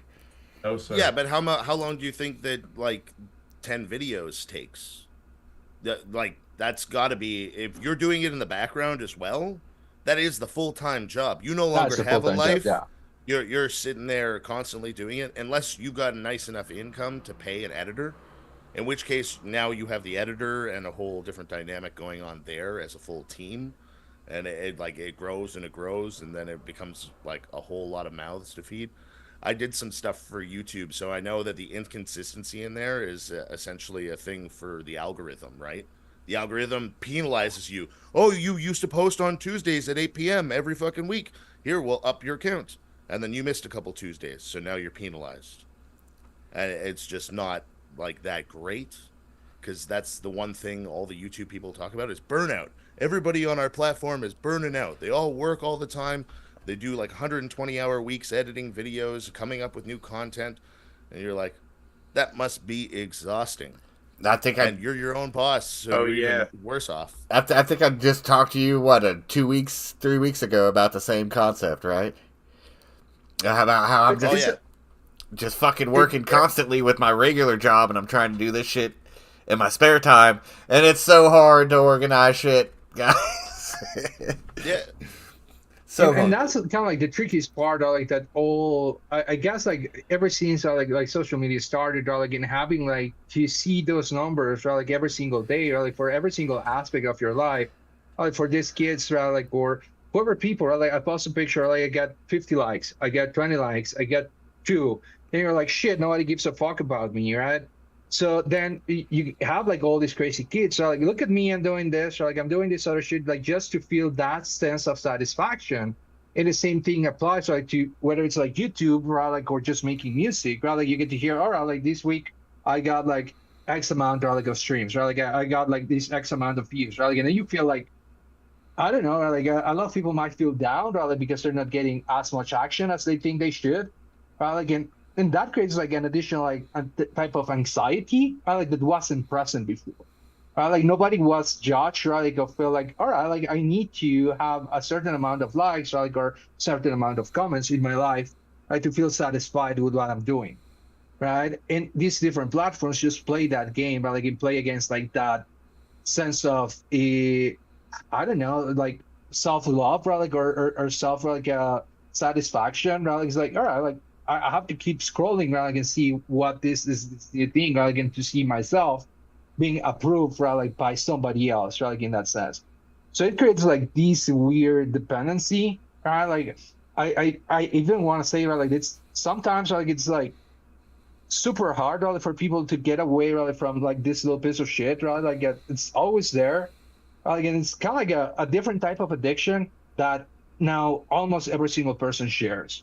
Like, it was before, like for example, right, like I used to be like a heavy smoker, like crazy, right, like just smoking all day, right, like and I'm still trying like to quit, man. Like I'm chewing fucking gum, brother, with nicotine right now, right? I've been doing that like for the past couple of months, right? Like, and everybody's like, shit, like these motherfuckers smokes, right? Like, and I try like the vape shit and everything. They're like, oh, that's a nasty habit. My man, this shit right here, scrolling all day, looking at this piece of shit, it's another fucking nasty habit now that everybody shares, right? So when you're engaging, right, with somebody, right, and they're like, oh, right, let me see, right, like if Juanita commented on this shit, right, or if this person like replied to me, right, like, come on, right, you're engaging, right, with somebody else, right, or not, right, like in a real life type of conversation, right, like so these things are like are just designed that way, right, like to keep you hooked, right, like to keep you attracted to those numbers, right, like and to make you engage, right, like in different ways so that they can put some more fucking ads, right? Yep, it's So all it's that like, dopamine rush you get from oh, I got another like or I got another subscriber. It's like fuck people yeah. love me, fucking people like me. And then you go Special. then you go 2 weeks with no subscribers and you're like, oh, or then you lose one, you're like, oh fuck, what did I do? Dude, I used to give so much of a shit about it, and let's be honest, I still do to some degree. Not to the degree I used to, but it's like, yeah, I used to get a lot of people like my shit, and then when I was like, started prioritizing like my mental health a little bit more, and like not worrying about this little piece of fucking shit here, it's like, oh, I got a lot happier. It was rough at first, but I got a lot happier, and then nowadays it's like, yeah, I get like 9-10 likes on my stuff, and it's like, yeah, you look at it, you're like, oh man, I used to get like 80, 100 and everything. But at the end of the day, when you realize like it don't fucking matter, like it's like, I don't know, it's just like one of those things. It's like, but it's the weird push and pull that we're in. You said dopamine rush. It's just like somebody said something to me that really hit me like a ton of bricks, and it was like, he's like, people need to be more bored nowadays. People need to be more bored nowadays. He's like, I think I think that's the problem, is that people are so used to instant gratification now. So they're just like that dopamine rush and whatnot. People need to unplug and allow themselves to be bored, allow themselves to feel that. And then when you run into something like entertainment, whether it be music, art, or whatever, then you're like, you appreciate it that much more. That's the problem with streaming, I think, and with like all this like, oh, everything's at our fingertips. super fucking convenient, awesome, so awesome, but like it's a double-edged sword, because it's like you have so much, and it just takes 2 seconds to be like, yeah, I don't like this song, I'm gonna go to this other song. I don't like this song, I'm gonna go to this other song, and it's like, I don't know. Just allow yourself to be fucking bored for a little bit. Go outside, breathe air. I don't know. I sound like my fucking old man now. Read a book. Go outside, read a book. Go to a bar and talk to a stranger. Like. But yeah. No, that's totally on point. That's on point. The shit's ruining us, and here I am trying to feed into it more.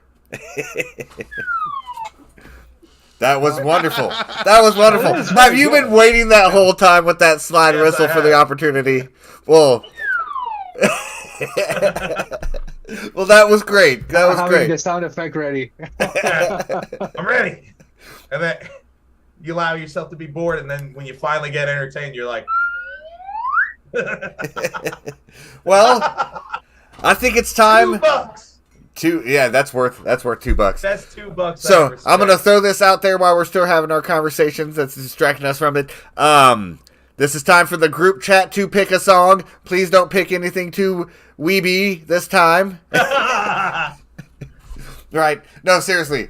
The last time Wefton was on, they had picked a song that was some soundtrack theme song to some anime that I'd never watched, so I wasn't really excited about said song. I'm sure somebody got real excited. Russia got excited and said I wasn't allowed to show anybody. oh, Android Jess is in there and she says, fine. So pick something that's not... It was her last time, wasn't it? But Yeah. You got me a strike last time, girl. So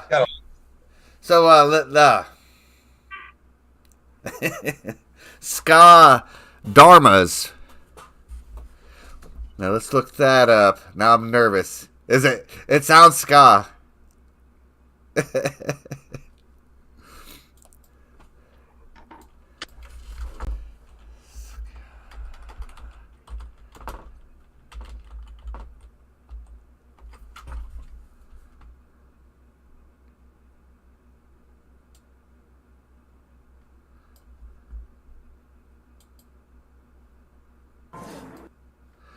Okay, I think I found said song. I'm a little nervous about it, though. Wait, did we lose some people? What's going on here? Hey, it's just me and you, Chris. What happened? I just turned off my camera, man. I have to stand up for a bit. Oh, weird. Oh, you don't want to see it? The whole time. Yeah. Are we not allowed to see your legs? Yeah. Sorry, man. There's something we don't know about Roz's legs. Yeah. Like once my day. But So nobody's allowed to see me stand up after COVID, right? Like, you remember those videos, right? Like people really during COVID, right? Like working from home, right? Like standing up, right? Like with, like wearing just boxers and shit. Like, so, oh man, that ain't happening again. I'm not in one of those TikTok videos, man. Dude, those TikTok videos are wild. yeah, Just the different meetings. My God. I mean, I'm not wearing any pants right now, but I'm not gonna stand up for you guys, so you won't even know if I'm telling the truth or not. But Bill, you're sexy, man. You're allowed, right? Man, to wear no pants. Okay, so I am a mailman. You should see my legs. I walk all the time. It is fucking phenomenal. I got like fucking He-Man legs. I shit you not. Like, but you guys are just not gonna find out today. So, Android Jess picked a song by the Dharmas called Ska. I think that's what I found here. I found a song by the Dharmas called Ska, so that's probably what is being talked about. And I am a little nervous because of the last pick from this individual. But we'll see, right? She said Wefton left last time because Ska. Do you have an opposition to ska anymore, Wefton? What's going on? Tell me about your ska. I don't know. I'm up and down about ska all the time. A lot of people are. It's the cross-eyed bear. I play it. I like it. It's kind of it's an awkward. It's a complicated relationship. Yeah. You're up and down about it. That's great. You should just... Oh. Sometimes you have to pick it up, right? Yeah, sometimes. I was waiting for that one. I was waiting for it. Okay, so... This is what I got here. This is what was selected. Let me make sure I got this bitch on the right setting. Yep, look at all that infinite feedback loop. Phenomenal. Just breaking the matrix. Yes, fucking love that shit. I wonder... No, let's just jump into it.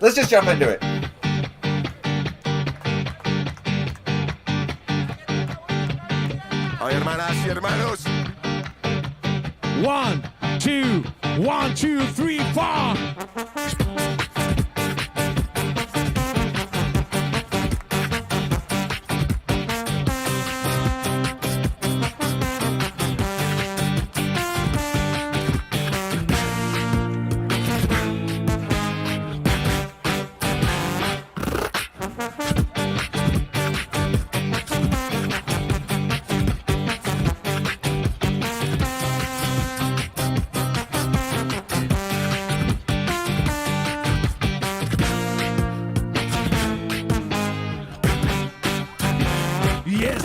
Este el ska de la darmas banda ska. Este el ska y el ska de la darmas banda ska. El ska, wow, wow.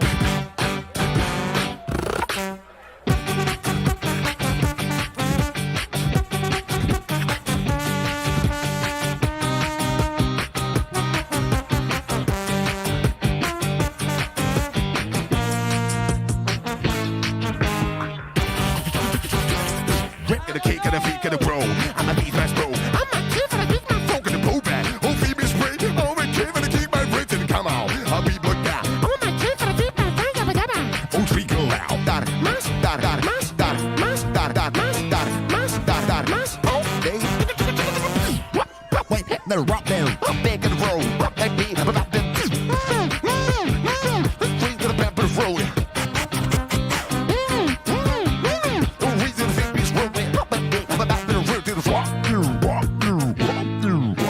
Bienvenidos a Darmas Banda Radio. Y es el ska y el ska de la darmas banda ska.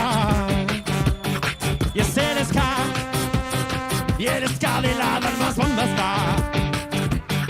Y es el ska.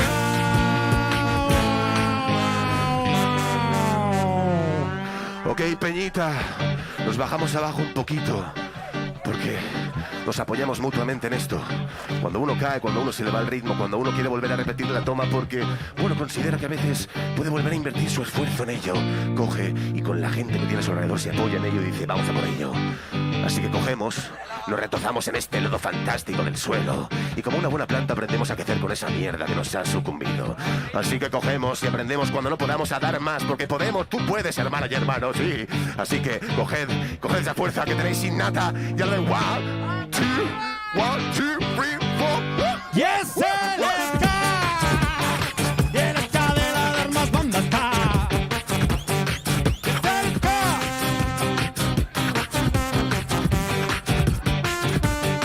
Y es el ska. Wow, wow. ¡Vamos!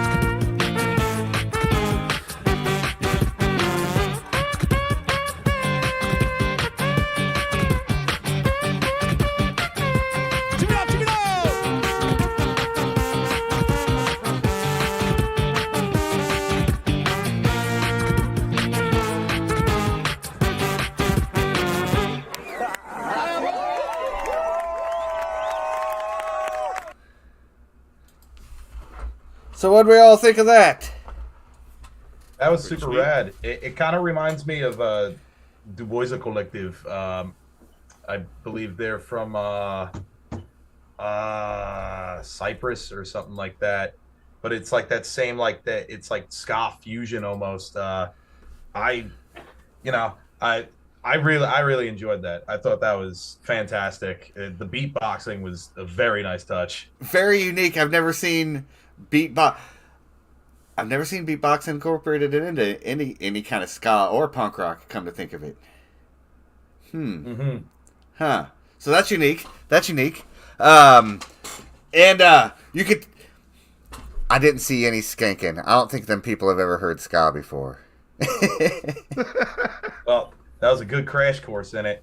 Yeah, it was nice and Boy, bouncy. Oh wait, oh, sorry. it says, "See, I got good taste, you meanies." Says Android Jess. I was gonna say something real quick. I gotta get going, guys, so I'm gonna sign off now. But thanks for having me. Love seeing all of you, and have a good night. So Later, Wefton. Man, Thanks See you for later. being on. Good night. take care, man. Fuck Scott. Yeah, he loves ska. Don't let him say that. He's trying to fool us all. But no, that was great. That was great.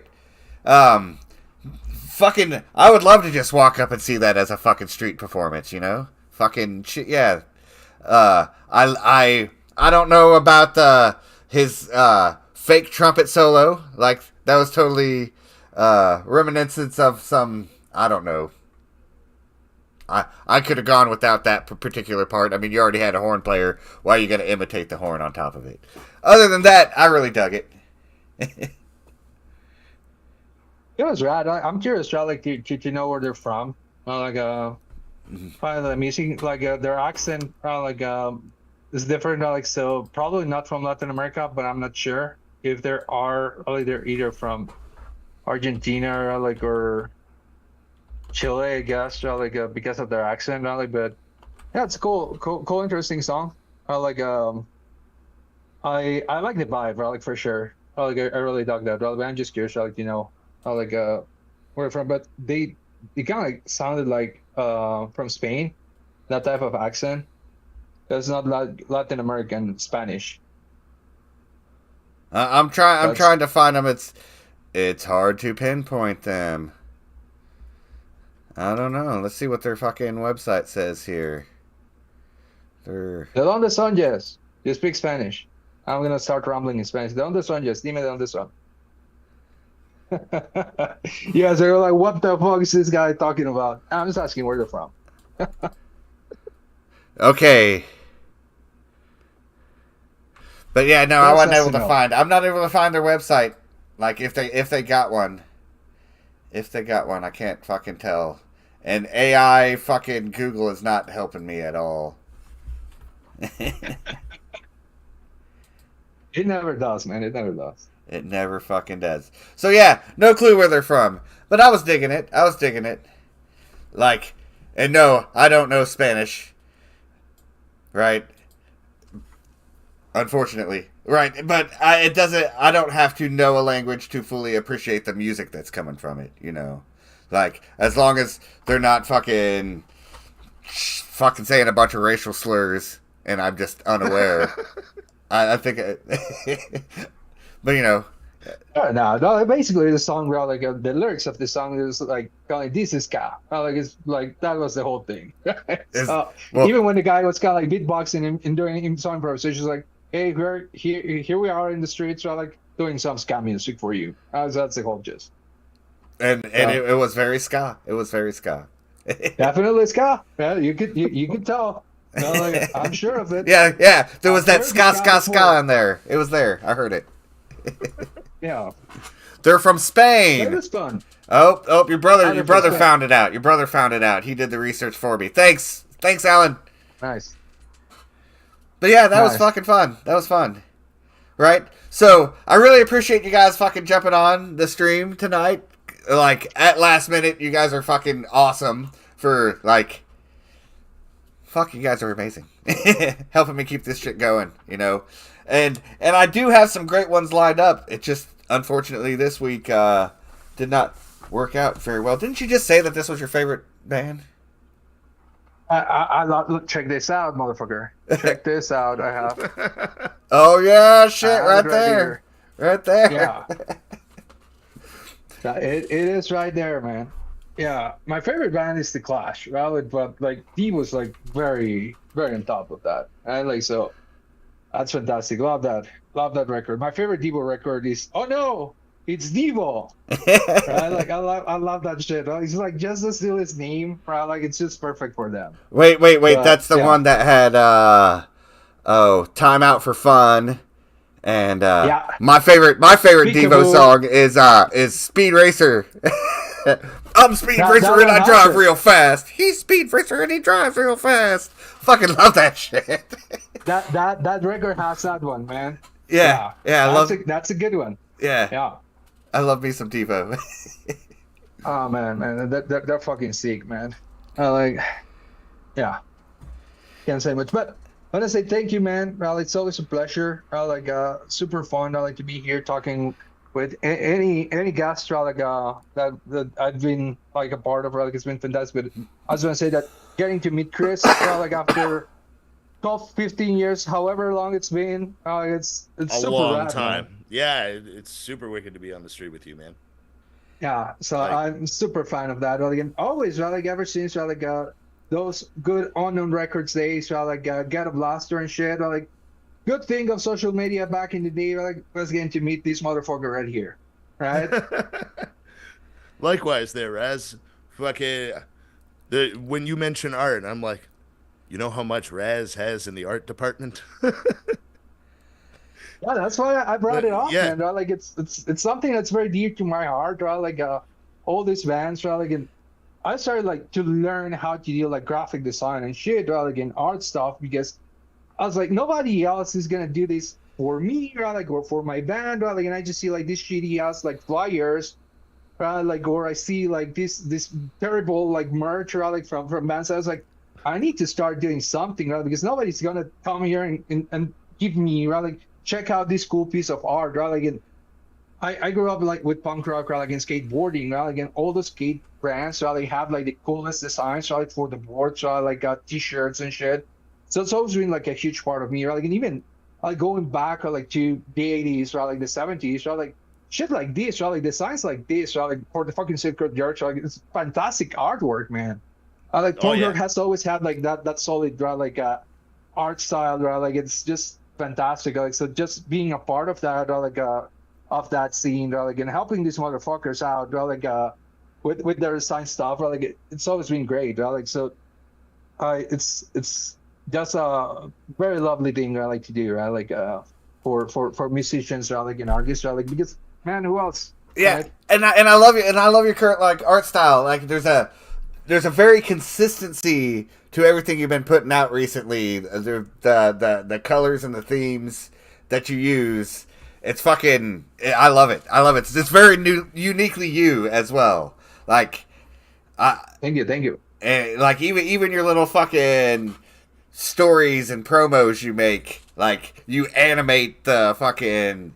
You bring it. Good job. Thank you, man. It's because of that. If you're putting some effort, into the whole thing, the whole idea, it's part of that. For example, if I remember, that fucking Get a Blaster record, that you guys put out, it had some of the buildings, in the background, from Toronto, I guess, that was the main idea, right? And it had, what was the name of this song? The GTA song, right? I forgot Beloved the name. GTA. Yeah, right. So it's part of the whole concept, right? This is where we are from, right? And the whole idea, with the name, right? The artwork with the zombies, right? The song titles and shit. So it adds to that, right? So it's not just one piece of shit, right? It's all right, I'm putting out this song, right? I don't care, let's just build this other thing. So to me, it's part of what you're delivering, right? And how you want to be perceived, right? The same. Totally. For example, I get can give you a great example. I fucking love the toy dolls as well, right? So the fucking toy dolls, they have been wearing those shitty ass uniforms, with the short ties, with the sleeveless shirts, right? Throughout the whole career, right? And you get to see their artwork, right? It's always old guy, right? With the glasses, right? And it's been consistent, right? Because it's part of what they're doing, right? What they ever did. The same with the fucking addicts, right? You get to see, right? Monkey, right? It's always the Joker type of face, right? But it's always present, right? And that creates that sense of a recognition, kind of like a brand, right? If you look at it, right, from that perspective, right? It adds that brand element to that. Same with the fucking Matt Conductor, right? You get to see, it's always MCW referencing that old school, right? OPIV stuff, right? But adding his comic book reference style, right? With the Venom symbiote, right? with the Batman stuff that he used to do because he loves that shit. Again, represented him that right. So everything that you put out, like whether it's like those samples that we're talking about, right? Like at the beginning, this shit that I like, right? Like it's the stuff that I like, and I want to share that, right? Like whether it's to visual elements, right? Like or to music. So that's a fantastic aspect of punk rock, right? Like you can get to hear fucking, I don't know, like whoever mainstream artist, right? Like is in top, right? Like doing that shit, right? Like so designed for you, like or for kids to buy into that shit, right? And it's the opposite on this side of the music spectrum, right? Like it's like, all right, this is what I'm into, right? Like, this is what I like. This is how I'm gonna present myself live, how I'm gonna sell my shit, like how I'm gonna try to provide that to the people, right? So that's why I love that. Like, in it's thank you, Chris, for bringing that up. I didn't really get to talk a lot about that, man. So I appreciate it, man.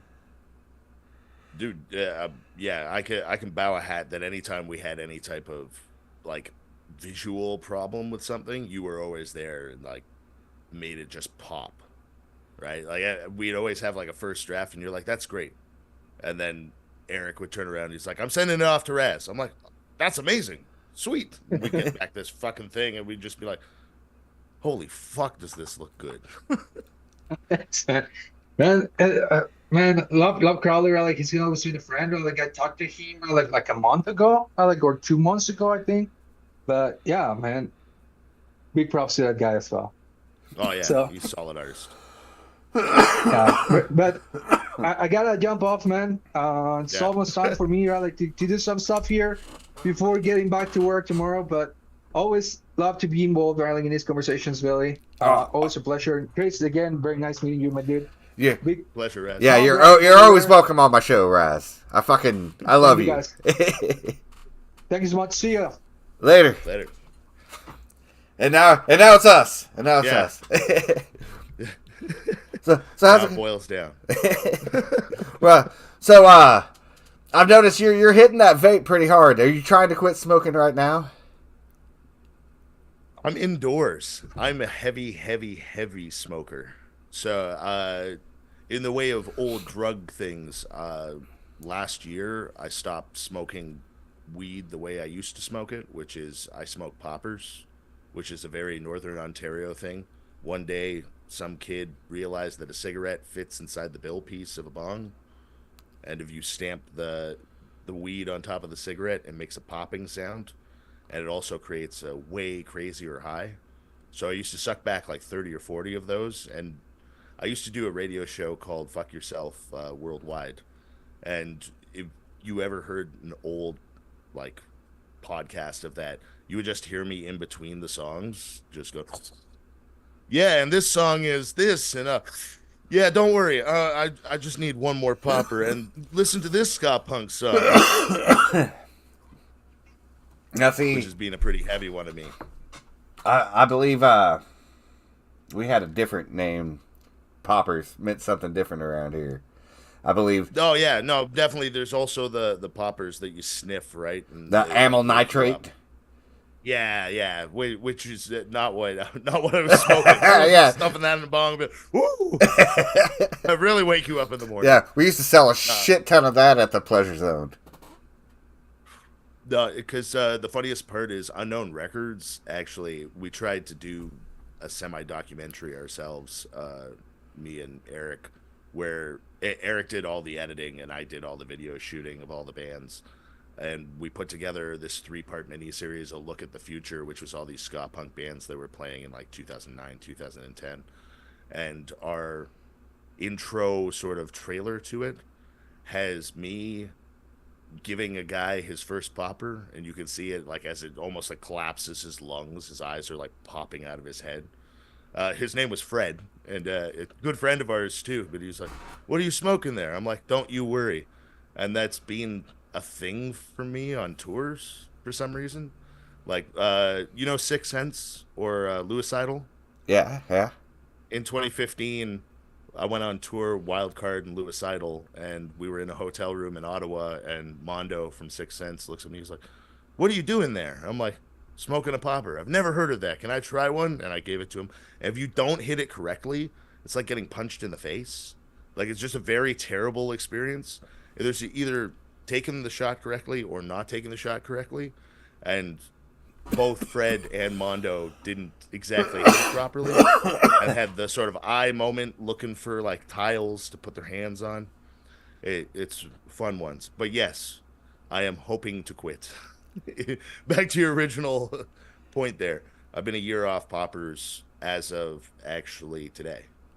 Today is 1 year from smoking those, which has brought back chain smoker Chris, who just smokes 2 packs a day. Now, see, I quit smoking 6 years ago, and it was fucking brutal. It was brutal. But I never smoked no poppers. Now, we had a different thing when I was a kid. It was called meth. And we had many ways to do that. That'll make you smoke a lot of cigarettes, too. Yeah, I no longer do that. Right? We had this thing, which is ironically the name of the St. Louis ska core band that I just saw open up for Hans Gruber and Escape from the Zoo. It's called The Hot Rails, which is a fucking horrible, horrible thing. Right? So apparently we discovered that, you could smoke meth or you could snort meth. Right? I don't shoot anything. But it was mainly smoking or snorting. Well, somebody discovered that if you take a glass tooter and you heat it up one end of it really fucking hot and then you snort it, you're smoking it through your nose. And it gets your way even more fucked up. And I don't recommend this kind of drug use. That's how bored we were before streaming. Yeah. And I'm not going to... We're all scientists. Yeah, I'm not going to bring up the things that we used to use for hallucinogens when there was no hallucinogens available because I don't want to corrupt the youth and have them experience the horrible things that I did. And I'm not talking Robitussin. There's a myriad of different ways, and I feel you too. There's no deep reason to get into it. Yeah, it'll just corrupt and ruin the fucking poor youth. They'll have the horrifying experiences that we have and fucking puke their soul up on a different dimension, I don't recommend it. As we once did. Yes. I want to call it a rite of passage, but no one needs to pass through that fucking rite. No.